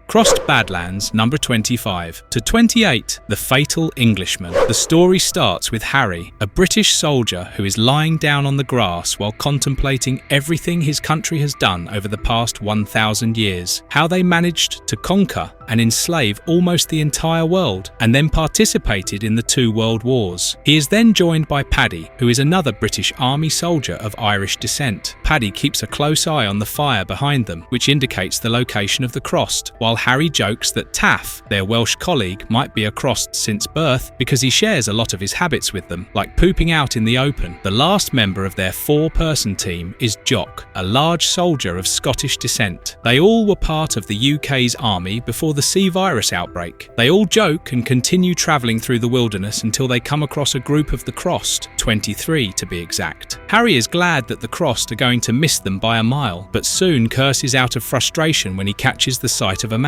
painting crosses on himself and a group of 5 children. The men try to reason that this isn't their problem and they shouldn't intervene, but deep down inside, they know that they can't watch 5 children dying in front of their eyes. The frankly moronic plan of painting crosses on their faces fails, and the children scream in horror as they realise the Crossed are running straight at them. However, the army men jump into action and save them. Harry, Paddy and Taff stand between the children and the Crossed, while Jock is up on the hill using his heavy machine gun. Within minutes, the men have taken care of all of the Crossed, but there are only 21 bodies. 2 of them are missing. While the rest look around for the missing Crossed, Harry approaches the man with a big smile on his face, but his words are in stark contrast to his expression. He yells at the man for his stupid plan, and then asks how they got here. The man is Father Dennis Kingston, and he and the children used to belong to a group of survivors until 3 days ago, when they were let go because the children used to make a lot of noise whenever they spotted the Crossed. Father Dennis simply couldn't let this happen, which is why he decided to accompany the children. Harry offers to protect father and children when he is suddenly interrupted by Paddy and Taff, who have found the two missing Crossed. They are fornicating in a ditch nearby. The men laugh at this sight and then shoot them dead. We then see that although Jock is a man of few words, he doesn't realise what his demeanour can do to the people around him, because when he angrily picks up Father Dennis by the throat, all of the children are scared to death. Harry intervenes and tells Jock that father has already been reprimanded, and this eases the tension between them. However, the fact that Father Dennis believes in the church doesn't sit well with either of the men. At night, when the children have fallen asleep, Harry and the father talk, and Harry learns that Father Dennis doesn't really have a plan. Harry then tells the father that, unlike him, the four of them aren't hoping to survive on sheer luck. Instead, they are going to take action by going to Porton Down. Father Dennis learns that Porton Down is the place where Britain is storing its biological warfare weapons, and the four men plan to use these weapons to wipe out the Crossed. After 4 days, all of them reach the town of Brighton, which horrifically has its iconic bridge covered in skins of the dead. Harry tells Father Dennis that he will get them a boat which they can use to travel to one of the Channel Islands. At night, the children fall asleep in an instant while Father Dennis and Harry talk again. Father Dennis worries about the consequences of their actions, and Harry tells him that they have met enough survivors along the way to know that some of them will survive the biological weapons. Many surviving groups have communication devices as well as hazmat suits. Harry plans to use the radio to send out a message before he carries out the deed, so that the groups can plan their survival. Father Dennis finds this to be a monstrous act because he is a religious man, and Harry can't help but agree, because this is a solution just like the atom bomb that was dropped on Hiroshima and Nagasaki. It will end the war and cause a lot of casualties, but at the end of the day, it will save a lot of lives. As Harry speculates that the survivors will be able to launch an organised attack on the Crossed once Britain is free from them, Father Dennis can't help but wonder that Harry is doing all this for the glory. But that is when Harry tells him that the four of them also don't plan on surviving because they don't have access to the proper gear that will save them from the biological weapons. The next morning, while Jock is distributing food to all of the children, Father Dennis decides to talk to Paddy and tries to reignite his faith. But it turns out Paddy hates the church, and he tells Father Dennis that the church was the Crossed before the C virus broke out, because the church would rape little children, exploit the people, and then hide from governments under the name of religion. The conversation turns into a heated confrontation until Harry approaches them and says that they have to move now, when Harry jokes to Father Dennis that he couldn't convert the heathen. Father Dennis calls him an arrogant man. Harry doesn't say anything, but deep down inside, he knows that the father is right because he has been growing arrogant ever since he saw his family die. Harry remembers how 4 years ago, when the virus broke out, he was desperately driving towards his house, but by the time he reached there, it was already too late. His wife, Julie, his older son Mark, and their newborn baby were all being chased by the Crossed, and though Harry began shooting instantly, the Crossed managed to get his wife first. Seeing his mother and newborn baby brother get killed broke Mark's spirit, and he simply slumped to his knees. Despite numerous tries, his son Mark simply refused to get up and run again, and Harry was forced to shoot him in the head so that he did not suffer at the hands of the Crossed. In the memory, Harry runs back to his car, retrieves numerous magazines, and kills all of the Crossed that killed his family. The next morning, the men, Father Dennis and the children, are in the town near the docks while looking for a usable boat when they are suddenly ambushed by a group of Crossed. This is, however, no problem for the men because they are carrying enough ammo to kill all of the people in the town. Harry hands a handgun to Father Dennis and tells him to use it in case the Crossed get to them. The men then cock their guns and begin shooting. Limbs, guts, and heads fly off in every direction as the Crossed perish to the numerous bullets being fired at them. And for a moment, Father Dennis is scared to death because Jock's gun stops working due to a jammed bullet. But things soon go back to normal once Jock begins shooting again. Soon, all of the Crossed have perished, and the men shoot the injured ones and then continue their search for a boat again. Soon, they find a vessel that Taff can fix, and while he is doing that, Harry tells the father that the the plan has slightly changed. He wants the father to take the children and sail the boat to Alderney. Harry tells him that it is a very small island and the population would have wiped itself by now. The survivors would have left, and the Crossed would have either starved themselves to death or would have tried to swim. Father Dennis knows it's best not to mess with Harry's plans, and so in the evening he decides to have a chat with Paddy instead. All of them are spending the night in an abandoned house, and when everyone has slept, Father Dennis decides to have a chat with Harry again. The two of them talk about religion and how Father Dennis feels that this might be God's doing because the infected have a cross on their faces. Harry then goes on to tell the father that even though he doesn't believe in religions, he thinks that this is just a coincidence, but the church has a big part to play in it either way. He agrees with Paddy that the church was crossed even before the Crossed had ever existed. While sorting playing cards to pass the time, Harry then explains to Father Dennis the similarities between religious fanatics and the Crossed. He shows him how the Crossed, just like the religious fanatics, also have a single goal in mind and will do anything to achieve it. Everything that church has condoned, excused, indulged in, and encouraged is very similar to what the Crossed like to do. Harry then hits the final nail in the coffin by saying the origin of the infection might just lie in the part of the human brain driven to worship thin air and to ask for its backing in doing the unspeakable. Father Dennis is in denial, which is why he calls Harry incoherent and begins to walk away. You should think about the things your kind have ordered done, Padre. You should think about what that faith of yours was always one step away from. Father Dennis then corrects Harry and tells him that his faith is still intact. He then admits to the church's mistakes, but says that people that fight wars like him are also not in the right. The British themselves are responsible for pillaging and slaving almost the entire world. Harry agrees, but then says that wars are fought for profit. What the church did while it was being established, all the crusades and other atrocities, all the people that were killed who tried to oppose the rule of Christianity, was just to establish a unified faith. A unified faith that awfully resembles what the Crossed are doing around the world. As Harry continues to mention every crime the church committed in the past, Father Dennis grows agitated with each passing second. He understands what Harry is trying to say, but he still believes in God, or at least the voice in his mind that told him to save the children. And that is when Harry says that Father Dennis is a good man underneath it all. No matter his faith, his belief, or his religion, once everything is stripped off of him, Father Dennis will still stay a good man, which is why he has saved the children. This ends their conversation. The next morning, Father Dennis wakes up and discovers that the men have already left. He gathers his things and decides to leave with the children, only to discover that his cross is lying in a swastika carved on the wooden table, courtesy of Harry. We then catch up with Harry and his men. They have now reached Porton Down, but the place is swarming with the Crossed. Harry and his men are planning their approach when they are suddenly discovered by two Crossed women that begin screaming for their brethren. Harry and his friends have no choice but to fight their way to the entrance. Jock and the rest of the guys provide cover so Harry can get the door open. Inside, they discover hundreds of dangerous biological weapons, but that is when the rest of the men begin having second thoughts. They disclose this to Harry by making him realise that he lied to the father. The four of them had only come across 4 groups of survivors in their travels, and only 2 of the groups had working communications, while none of them ever had protective gear. Taff, who is usually the jovial one, now gets serious and tells Harry that they should let nature decide its course. Everyone agrees with him, including Harry. The men want to do what they were meant to do. They want to die fighting, and they feel that it is a better death than the one they were choosing. Everyone decides to pick up the gear and head out to face the Crossed, and Harry lets Jock take his rifle. As the 4 of them walk to their imminent death, Harry realises that he loves them all, but another, not so happy realization dawns on him. He realizes that he cannot watch his friends die. More importantly, he realizes that he cannot watch them get raped and dismembered by the Crossed, or worse, get turned into them. And so, while the 3 of them walk in front of him, Harry takes out his pistol and shoots them in the head. He then rigs the entrance to the facility with C4 and then goes to face the Crossed, only armed with a pistol. Harry accepts his fate with a smile on his face.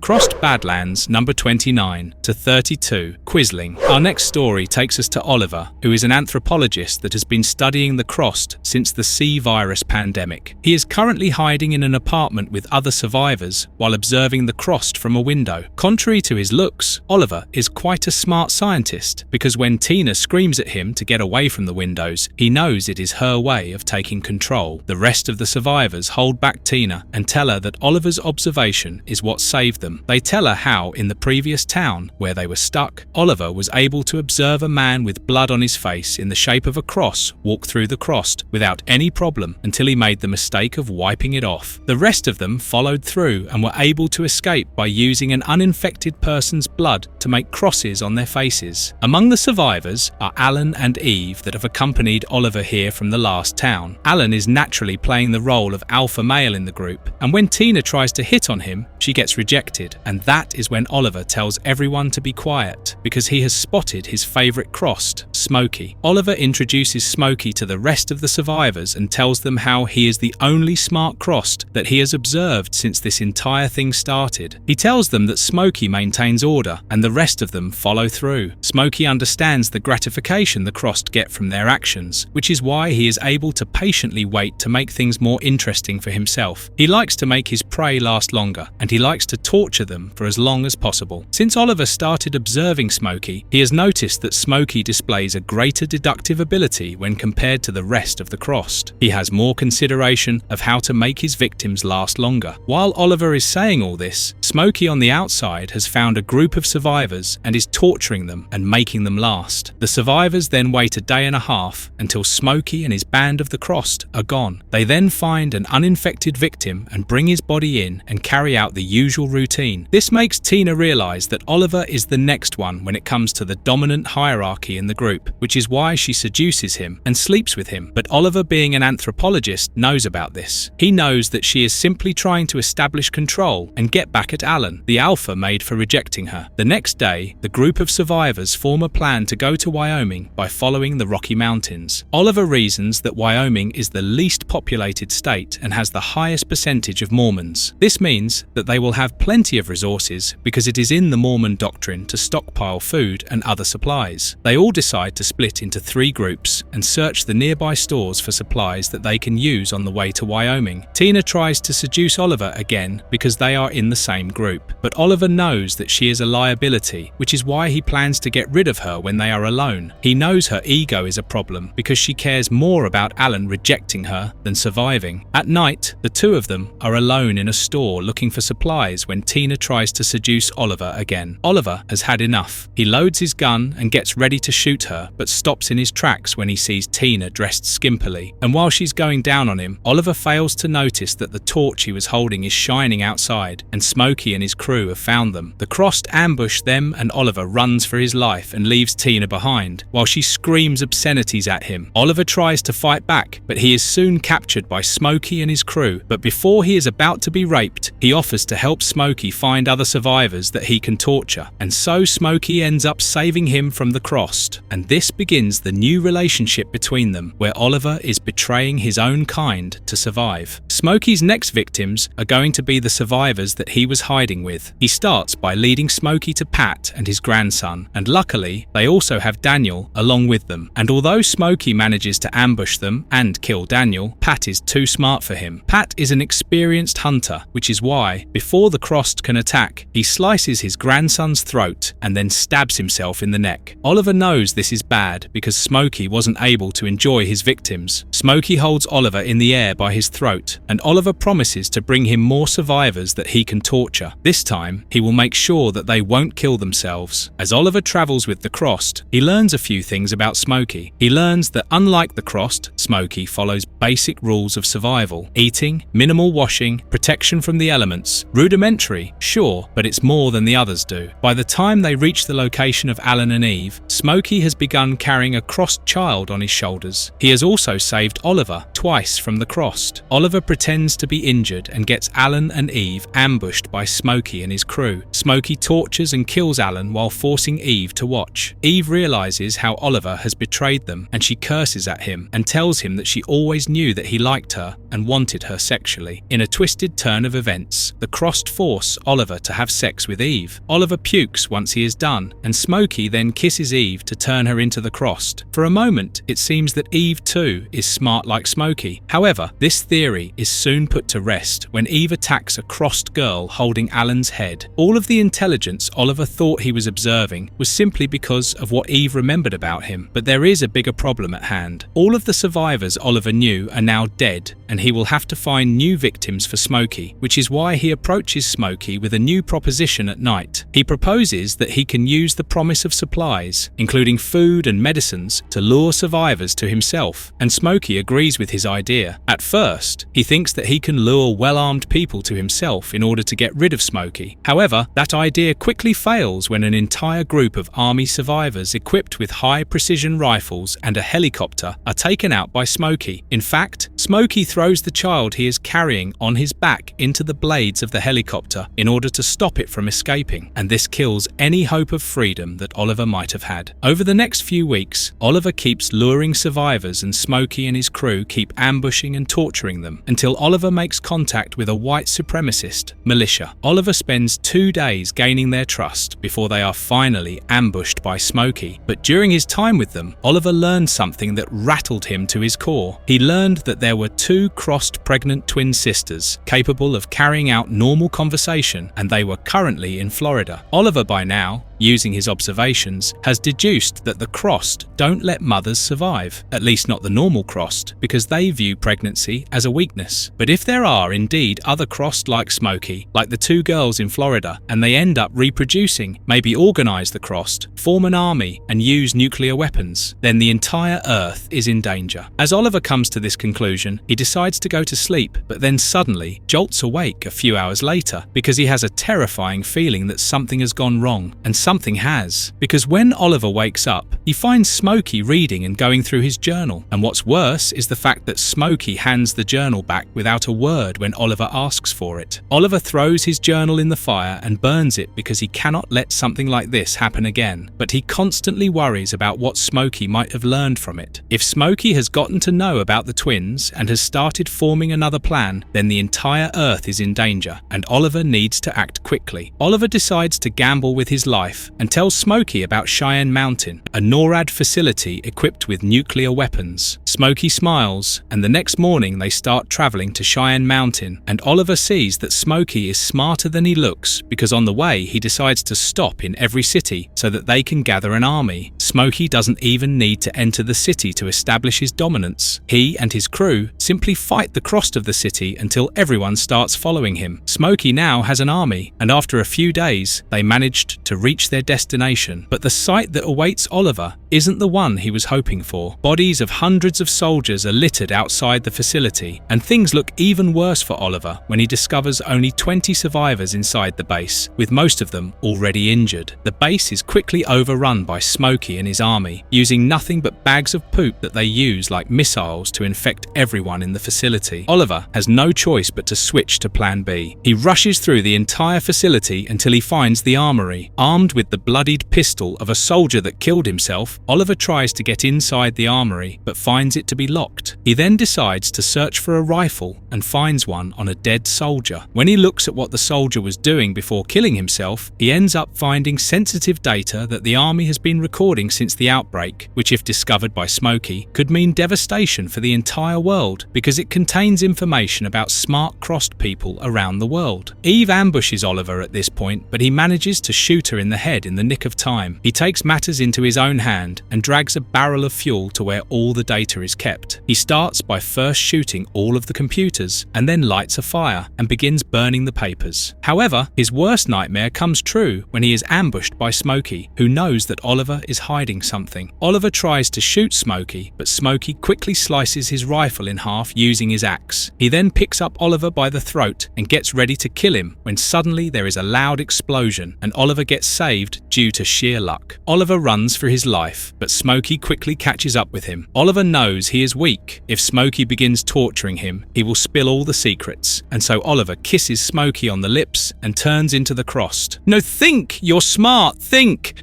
tell me what you know, screams Smokey. But Oliver simply laughs, and Smokey instantly knows that Oliver is not like him. He is just another Crossed, which is why Smokey twists his neck and kills Oliver. He then lets out a guttural scream and kills every Crossed in sight in a fit of rage. Smokey walks back onto the road as the entire facility explodes behind him. We then see him source a map from a nearby car and then point to a location on it, and the location is Florida. He is going after the twins.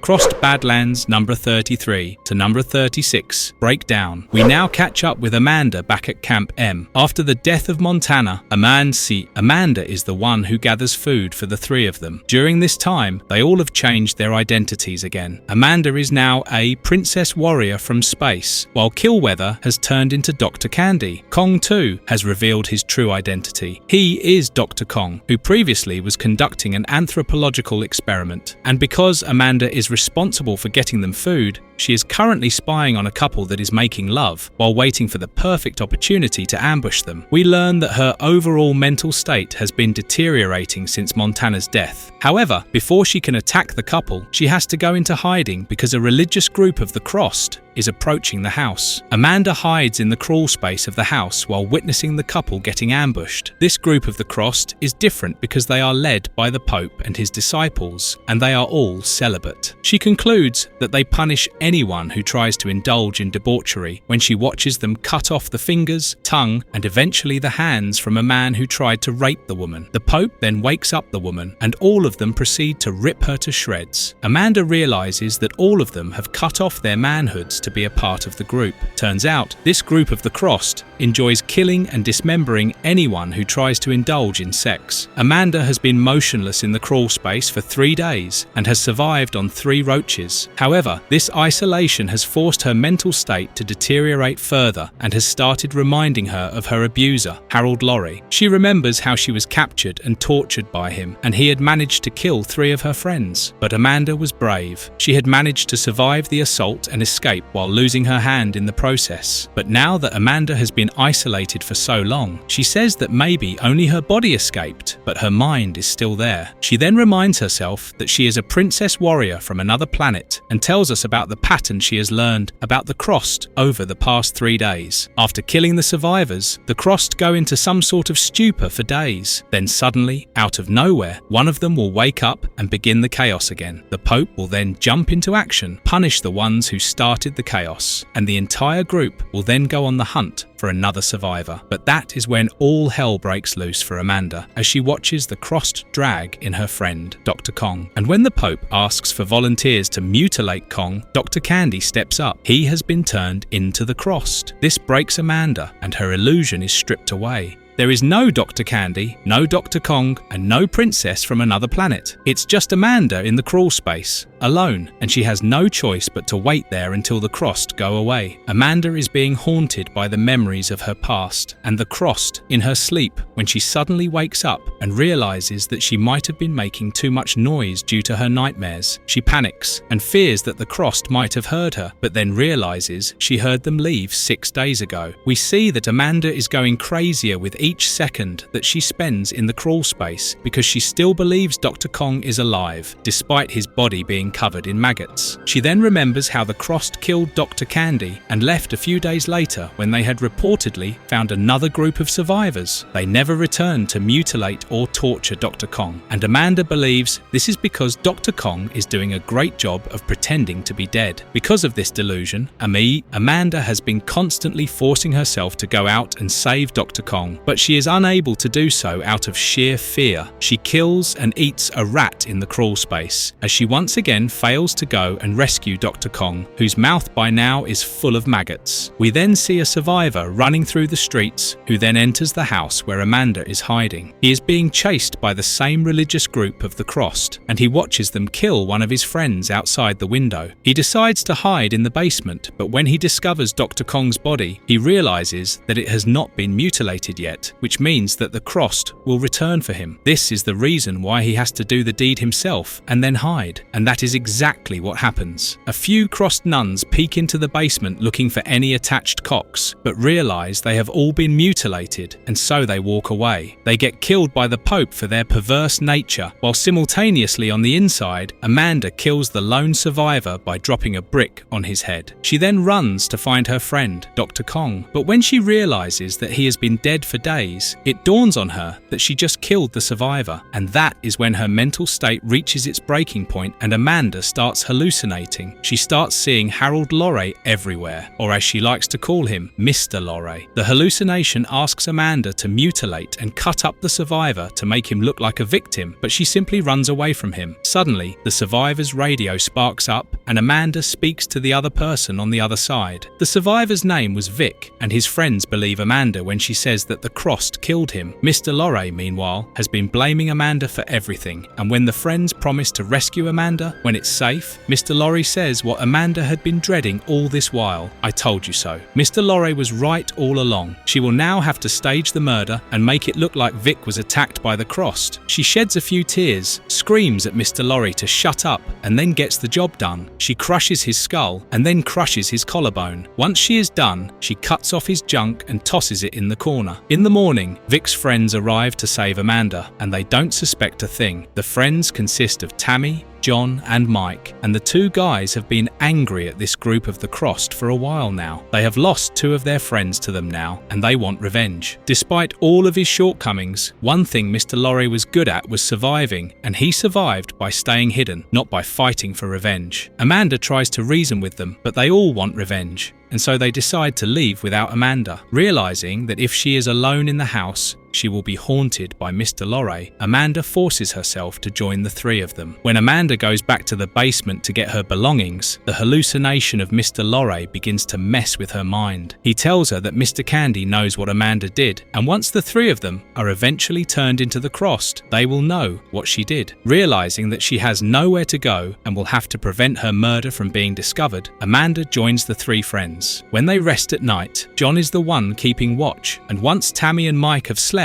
she goes up to John and lets him know that she is interested in him, but she doesn't do the deed. She leaves him wanting more. When sleeping, Amanda dreams about Mr. Candy raping her. She is woken up by Mike because she was making too much noise. Mike is the leader of the group, and Amanda doesn't want them to go after the Crossed. She wants to survive, which is why she tries to reason with Mike to give up his dream of exacting revenge. However, during the talks, she learns that Mike is suicidal and is going to get them all killed, and so Amanda has no choice but to kill him instead. They go into the woods after hearing a noise and find out that it was just some deers. Amanda uses this opportunity to seduce Mike, and once she is on top, she has Mike bite a piece of wood and she then slices his throat. But once the deed is done, Amanda returns to her normal self and realizes what she has done. She has no choice but to stage another Crossed attack. She can't see much in the dark, and Amanda realizes that during the day, it will be clear that Mike wasn't infected or killed by the Crossed, which is why she runs back to the camp and tells everyone that she woke up only to find Mike missing. The three of them begin to look for Mike, and Amanda makes sure she is the first one to find him, because upon finding him, Amanda runs up to his body and takes it in her arms. This will fool Tammy and John into thinking that the blood on her clothes is because of this gesture. However, what she didn't expect was for John to act rashly, because in his mind, Amanda has just come into contact with infected blood. He hits Amanda in the head to incapacitate her, and once she is knocked out, Amanda gets raped by Mr. X in her dream. She wakes up screaming in a fish hut, and Tammy calms her down. Amanda learns that John has gone to exact revenge on the Crossed himself, because in the wake of Mike's murder, he feels that it is his duty to do so. When Amanda realizes that she killed Mike for nothing, her hallucinations begin again, and Mr. Lorre appears in the fish hut and tells her that she killed Mike for fun. Amanda pretends that her wound is hurting to cover up her responses to Mr. Lorre, and Tammy removes her bandage. Tammy then decides to scout the area, unaware that she has just left Amanda alone with Mr. Lorre. Mr. Lorre begins messing with Amanda's mind and eventually gets her to believe that there are no Crossed in the area, and Amanda knows that much is true. He then tells her that when John discovers that there are no Crossed in the area, he's going to go check on Mike's body, and when he finds that the attack has been staged, he's going to come back and shoot Amanda. When Amanda realizes realizes that she is totally trapped, she starts listening to Mr. Lorre. Mr. Lorre comes up with a plan of taking out John before he even reaches the hut. The plan is that once Tammy gets back, Amanda is going to pretend to go take a dump. She will then ambush John as soon as he reaches near the hut. Before Tammy comes back, Mr. Lorre gets Amanda to hide an anchor outside in the bushes, which she can retrieve to murder John. Amanda carries out everything according to plan once Tammy gets back, and ambushes John when she sees him running towards the hut. She takes the anchor and stabs it directly through John's face. Amanda managed to see his expressions before she killed him and is sure that he knew the truth. But when she tells this to Mr. Lorre, he says that the expression could also be the result of the Crossed chasing him. Amanda turns around and sees the horde of the Crossed approaching John's body, and she has no choice but to run away. She escapes with Tammy in the boat while they are being chased by the Crossed. When Tammy asks how Amanda got John's gun, Mr. Lorre convinces Amanda that Tammy has discovered her secret. Amanda screams in rage and then hits Tammy in the head. The two fight, and in the end, Amanda manages to stab her gun directly through Tammy's throat. Amanda travels back to the same house where she was hiding while coming to terms with what she has done. All this while, Mr. Lorre keeps hounding her that she is a natural-born killer and she is meant to survive. He tells her that the only reason she was able to escape from him was because she cut off her own hand, and that is because she was selfish and wanted to survive. However, Amanda is determined to prove Mr. Lorre wrong, which is why when she is in the crawl space, she says, "I'm not moving. I'm not fit to come out right now. Until I am staying here, even if it takes forever."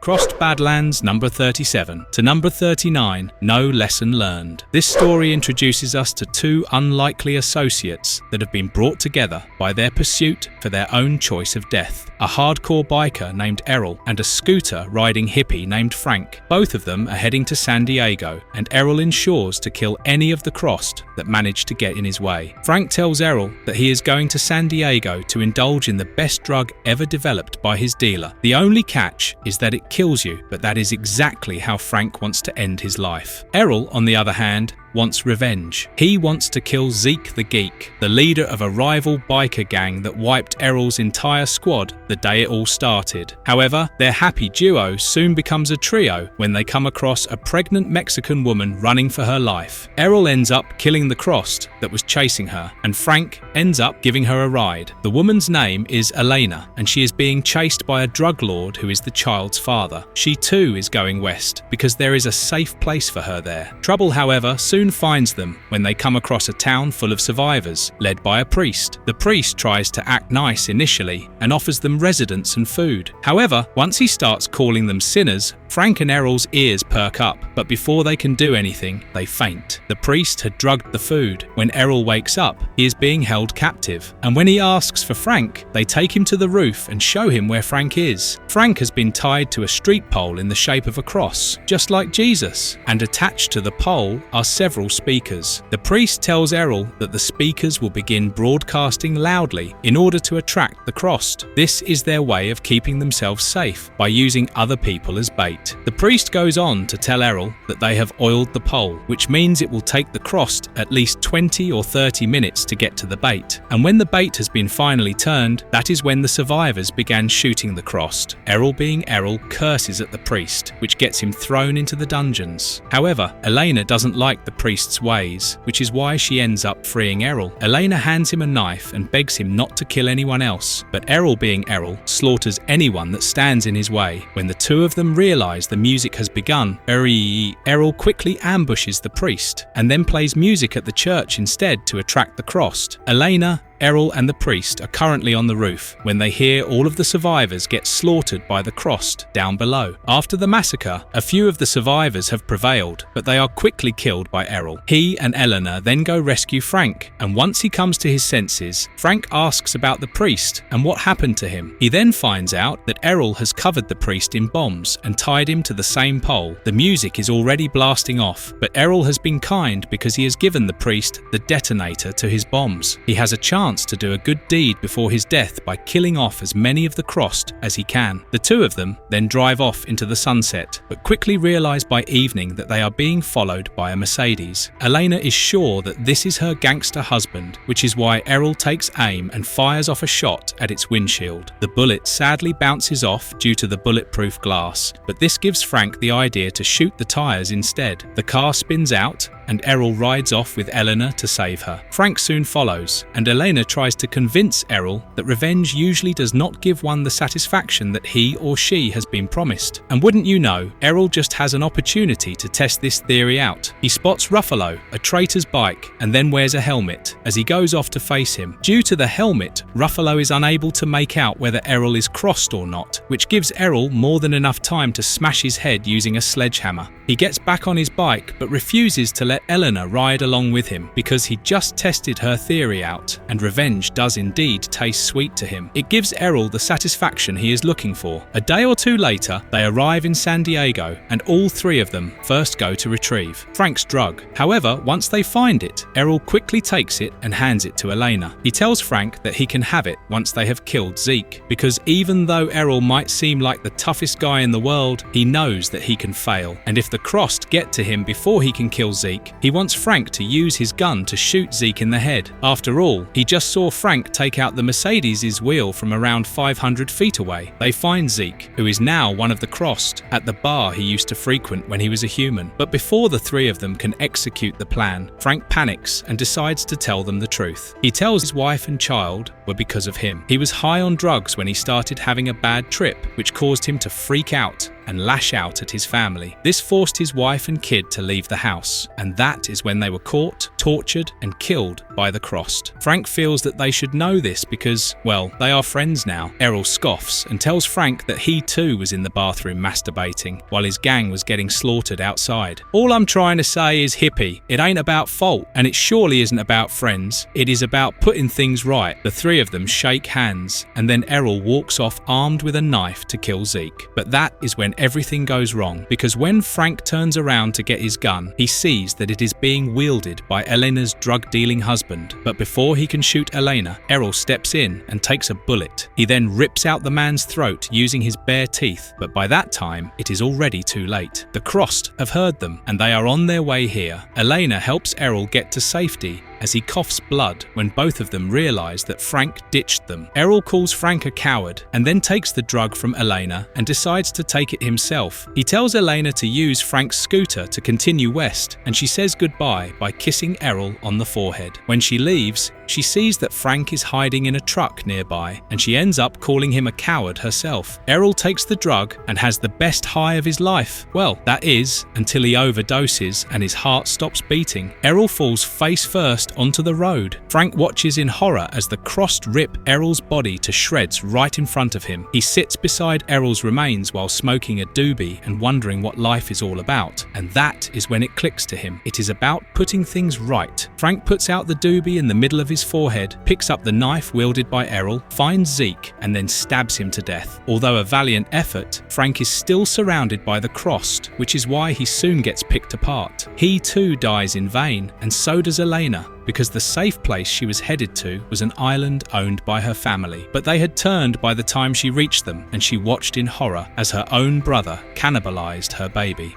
Crossed Badlands number 40 to number 43, Gore Angels. Our story starts in Japan on the day of the outbreak, where we see a manga artist getting her latest page reviewed by her friend and accomplice, Satoshi. It depicts a penis being fried in a pan, and although Satoshi finds it quite revolting, it is exactly what they need for the manga. We then head to Kojasan, a city renowned for its monasteries, where three friends, Ryan, Cody and Natalie, are busy attending a meditation class, when suddenly a crossed hippie attacks them, and the monk is forced to restrain him. Ryan and Natalie were never interested in the class, which is why they take this as a cue to leave. The couple and Cody part ways, and we learn that Cody has sponsored the entire trip for some reason. Meanwhile, the Crossed that had attacked their class has managed to bite off the monk's nose, and the pandemic has now begun. Slowly, everyone in the monastery is being infected. We then see Cody travel through the streets and come across Mr. Takahashi and Emiko's mother. Mr. Takahashi is a traditional Japanese artist, while Emiko's mother owns a bakery. Emiko's mother is a jovial woman, and we learn that she and Emiko were in the United States before they finally decided to come back to Japan. Emiko's mother loves American culture, and she tells Cody that Emiko is likely up in her room, busy going over her art. Ryan and Natalie, meanwhile, are a freaky couple, which is why they have decided to make love in a graveyard. However, their plans for a blissful fornication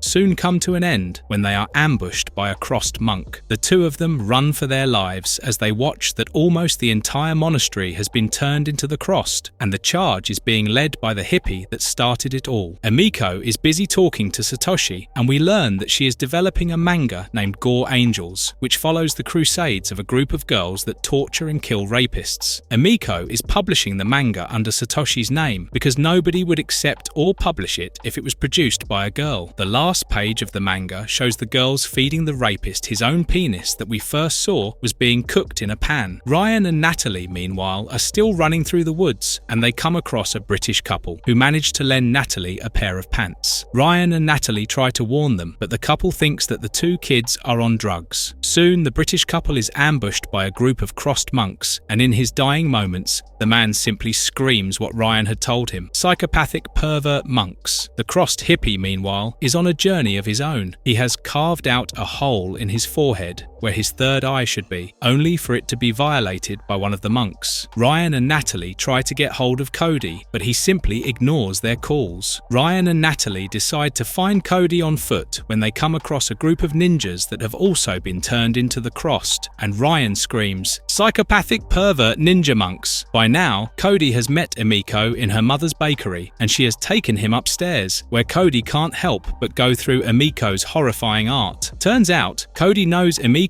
from her time in America, and he knows about how she was raped too. Her video has been on top of the amateur porn charts since it was first published, and Cody knows that the manga is Emiko's way of coping with it. Emiko tells Cody that she was blackmailed into keeping quiet, otherwise the boys would have released her videos and pictures to everyone in Japan, including her parents. Cody then reveals why he is actually here. Although most of the boys in the video had their faces photoshopped, the guy recording the video forgot about his reflection in the mirror, and it is none other than Ryan himself. And this is the reason why Cody has sponsored their entire trip, so that he can face the consequences of his action. By now, Ryan and Natalie have managed to find Emiko's mother's bakery because they have been tracking Cody by showing his photo to everyone. When they are inquiring Emiko's mother about him, the decapitated head of the British man that we saw earlier comes flying in through the window. Mr. Takahashi is watching everything unfold on the streets firsthand. He is a man of action, which is why he takes out his katana and begins cutting down any crossed that stand in his way. He then runs into the bakery to save his family and cuts down the crossed that is currently attacking his wife. Up above, Emiko is trying to cope with what Cody has just told her, when suddenly they discover the commotion on the street outside and watch the crossed wreaking mayhem. Suddenly, Natalie, her mother, and Ryan burst into her room and tell them to get away from the windows, and Emiko finally learns that Cody has brought Ryan to Japan. In a fit of rage, she screams for Ryan to get out of her house, and her father instantly knows that something is wrong. Emiko's mother takes everyone to the lounge while her father goes back to Emiko's room under the pretext of keeping watch. There he discovers Emiko's laptop and finds out about the video that Cody was showing to her. Down below, Natalie has recognized Emiko from the video, and at first she feels it was consensual, but that is when Emiko tells her that it was rape. By now, the entire village had been engulfed by the virus, and the violation of the body and the desecration of the sacred is rampant. Among all these crossed is the hippie we saw earlier. He had somehow changed and had evolved more than the others. He had only one word on his mind: purple. And while chanting this word, he manages to come across the lounge where everyone is seated. Inside the lounge, Ryan is in complete denial while Natalie wrestles with the fact that it was rape. It is then that Emiko's father bursts into the room, shows the laptop, and demands explanation. Ryan is a filthy man, and he tries to say that with the crossed on the outside, it doesn't matter what happened with Emiko Emiko, but Emiko's father threatens him with the katana and tells him to keep quiet. Even though there is no order or honor in the outside world, Emiko's father has every intention of maintaining it inside his house. The crossed hippie is watching everything from the outside, and we then see that he sees the world in a purple light. It is then revealed that the hippie is named Al, and he was first infected with the C virus while tripping on potent mushrooms that only grew in the south of Osaka. This, combined with the experience of being violated in the forehead, where his third eye should have been, has allowed the hippie to attain an altered state of mind, which he thinks is enlightenment. This is the reason why he is now on the hunt for survivors that can join him in enlightenment. In the lounge, Emiko has no choice but to tell her story. She starts by telling her parents how she was in love with Cody and how she decided to go to a house party with him when he asked her out. However, when Emiko reached the party, Cody was nowhere to be seen, and that is when she was approached by Ryan, who drugged her drink. She was then raped while she was half conscious, and she only got to know what had happened once she woke up outside the house in the bushes, while a girl from the party made fun of her by handing back her underwear. Cody then reveals that he was mugged that night. His phone was stolen, and he spent the entire night telling the police everything. Ryan tries to deny everything and walk out of the lounge, but that is when Emiko's father jumps in front of him, threatening to kill him. Emiko jumps in between them and says, "This is my honor, not yours. I decide what to do with him." Her father understands what is at stake here, which is why he lowers his sword. Ryan tries to use this opportunity to leave the lounge again, but that is when Natalie gets up and punches him in the gut. She breaks up with Ryan. Cody ties him to a chair and then leaves his fate up to Emiko. Emiko then tells him what is going to happen. She is going to carry out the last page of her manga in real time. Emiko is going to castrate Ryan and then feed him his own member. She then sets up a video camera and asks Ryan to confess everything, but that is when she is contacted by Satoshi over a video call, and she learns that the virus is spreading around the world, not just her village. The internet goes down because of the chaos in the world, and the call is cut short. This gives Ryan the chance to appeal to Emiko that now that nobody in the world will care about his fate, she shouldn't kill him. Emiko tells Ryan that she was never going to kill him, but then is quickly distracted by the commotion coming from the lounge. She tiptoes and tries to see what is happening, and she soon finds out that the hippie has infected all of her family, including Natalie. Following the code that her father taught her, Emiko slaughters everyone without mercy. She then goes upstairs and frees Ryan and lets him get away, knowing too well that he won't be able to survive in the world. We can't hide. We can't escape.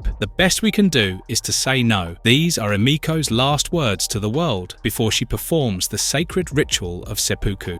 Crossed Badlands No. 44 to 49, Grave New World. This story is about Captain Barnes and the survivors that join him on the way. He wasn't really a captain, but a commander in the US Navy who decided that the only way to survive the crossed pandemic was to wait it out. The pandemic started in 2008, and by 2009, Captain Barnes had a pretty big crew of survivors. In the summer of 2009, Captain Barnes and his crew brought aboard Frank and a woman that he had held captive on a fishing boat named Amanda. Frank is a rapist and a foul-mouthed human being, but he is a fisherman and an experienced captain, which is why he isn't prosecuted by Barnes. The rest of the crew consists of Jerry and Susan, an old couple, Chemo, a Navy soldier, Peter Bingham, a real estate mogul, Dr. El Said, a medical practitioner, and Ella Stern, Captain Barnes's second in command. We learn that Barnes keeps his entire crew on a tight leash, and many of them don't appreciate his rules, but they don't have any choice but to follow them. Captain Barnes has his own delusions, because we see that he keeps the children locked in the jail. They have 4 young teenagers on board: Kevin, Evelyn, Poppy, and Shauna. Poppy and Evelyn are the timid ones, while Kevin and Shauna are quite outspoken. Through them, we learn that he recently cast out 2 older teenagers, named Melissa and Leo, under the pretext of a long-term mission. The entire crew heads north during the summers to avoid the crossed, and comes back down south after spring. A year later,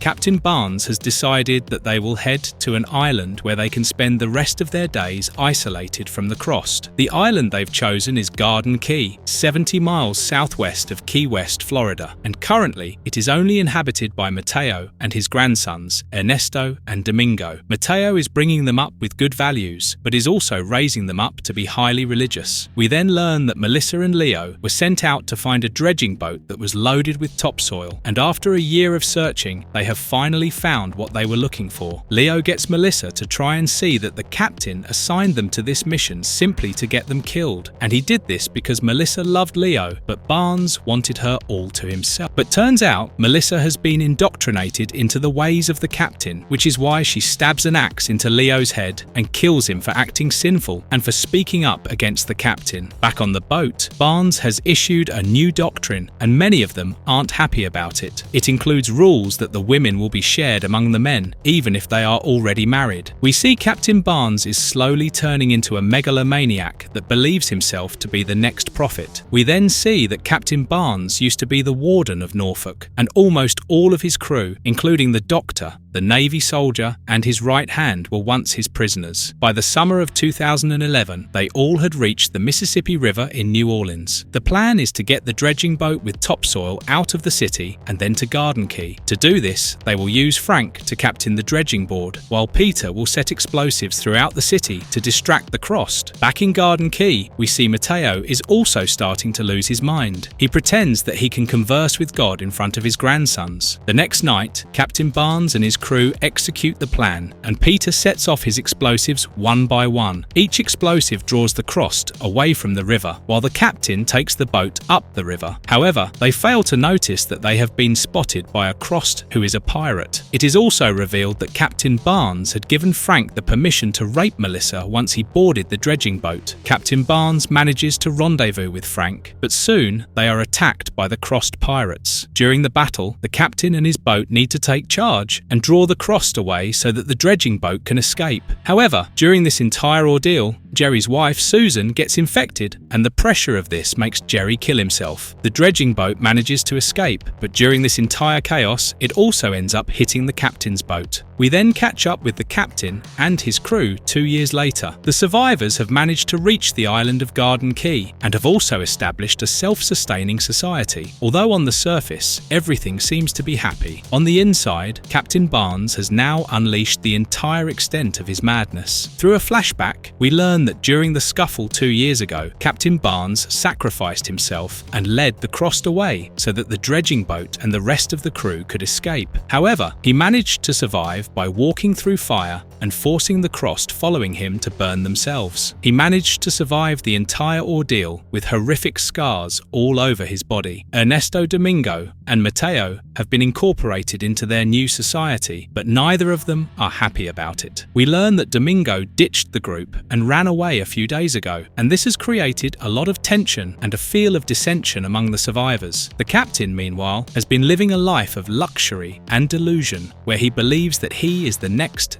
prophet of the world. Frank has also been allowed to run rampant, and he has been having multiple babies with anyone that he can grab. The kids we met earlier have now all grown up and fear their future in this society, considering that they are all about to hit puberty. We learn that Mateo has been put in jail because he let his grandson escape, and according to the doctrine, he will be hanged soon. Ernesto wants to fight for his grandfather and brother, but he is held back by the others because they are scared for his life too. During this time, Mateo and Captain Barnes have a battle of ideals, and it seems that the two self-appointed prophets aren't too different from each other. At night, it's time for Mateo's hanging, and Captain Barnes delivers what looks like a sermon condemning everyone for not following his doctrine because he went through literal hell for them by walking through fire. Melissa now seems to have taken the position of Captain's right hand instead of Ella because she has helped the captain capture Domingo, and he is the one who is hanged tonight instead of Mateo for trying to leave the society. This incident doesn't help the growing sense of dissension among the survivors, and the gears of mutiny begin spinning again. We learn that Melissa has grown to be the captain's closest courtesan, and she has already birthed numerous babies for him that are taken care of by Amanda. Dr. El Sayed, meanwhile, implores the captain to see the risks of inbreeding among their society and how Frank has been fathering numerous children, risking their society becoming genetically homogeneous within a single generation. The plan to kill Frank pops up, and Ella is the first one to volunteer herself for the job. The next day, we see Frank teaching the children how to fish when Ernesto and Mateo have a heated argument about who is going to exact revenge for Domingo's murder. Mateo wants his grandson to keep his mind free of sin, but Ernesto is too enraged and wants revenge. He pushes his grandfather to the ground in an emotional moment, and then spits on him. Melissa is also at the risk of losing her favor with the captain because he has taken to someone else now, someone younger than her, Poppy. And what's more, Poppy is pregnant. Melissa, under the pretext of helping Poppy abort the baby, calls her to the ocean at night, only for her to drown the young teenager in cold blood. "My son will be the new prophet, not yours. I'm the one who walked through hell, not you. I'm the one who was purified by the flames. This is my reward. I deserve this." Melissa says this as she watches Poppy's lifeless body float away. But as Melissa walks away, she fails to notice the lights in the distance. They belong to the same crossed pirates that they had encountered back in the Mississippi, and they are now here to exact revenge. That night, Amanda wakes up from a nightmare where she regrets rejecting Peter in favor of the captain. Suddenly, she is woken up by someone growling. It's the crossed Peter, and he has infected her son. Simultaneously, we learn that the captain has told Frank that Ella is going to murder him, which is why he is now attacking Ella and Dr. El Sayed with a gun. Ella is only armed with a knife, and when she tries to kill Frank, she ends up getting shot in the gut, while only managing to stab Frank's forearm. Everyone at Garden Key wakes up due to the commotion, including Ernesto and Kevin, who, as it turns out, are lovers. They are shaken up by the chaos around them and fail to notice that Mateo, Ernesto's grandfather, has discovered them sleeping together. Mateo ends up killing both Kevin and Ernesto for the sin of perversion, and with his dying breath, Ernesto curses his grandfather an eternity of pain. He curses his grandfather to hell, and as Ernesto breathes his last breath, the Crossed surround Mateo and promise Ernesto that they will put his grandfather through hell. Back in the fortress, Captain Barnes now joins Dr. El Sayed as the three of them watch Ella bleed to death. The doctor has had enough. He confronts both Frank and Barnes and tells them that they are no different than the Crossed. In a fit of rage, Frank raises his gun to shoot the doctor, but the entire room is suddenly riddled by dozens of bullets, courtesy of Melissa, who is trying to shoot at the Crossed that are invading from the same watchtower. Both Frank and the captain get shot, and when Frank tries to shoot at Melissa, she ends up shooting him directly in the mouth instead. However, she is soon hit in the head by a stone wielded by Amanda, who is now rampaging across the entire fortress alongside her Crossed son. Dr. El Sayed ends up using the last bullet to shoot himself in the head while leaving Captain Barnes at the mercy of the Crossed, leaving him to enjoy his new paradise all by himself. Crossed Badlands, number 50 to 56, The Thin Red Line. The Thin Red Line is the story of Patient Zero, and we meet the protagonists from The Fatal Englishman again. We follow Patient Zero of the United Kingdom, whose name remains unknown, as he runs through the English hillside, haunted by what he has just done. Our Patient Zero seems to be in more control than any of the Crossed we have previously seen. He can feel the virus feeding on rage and other negative emotions inside of him, which he is desperately trying to suppress.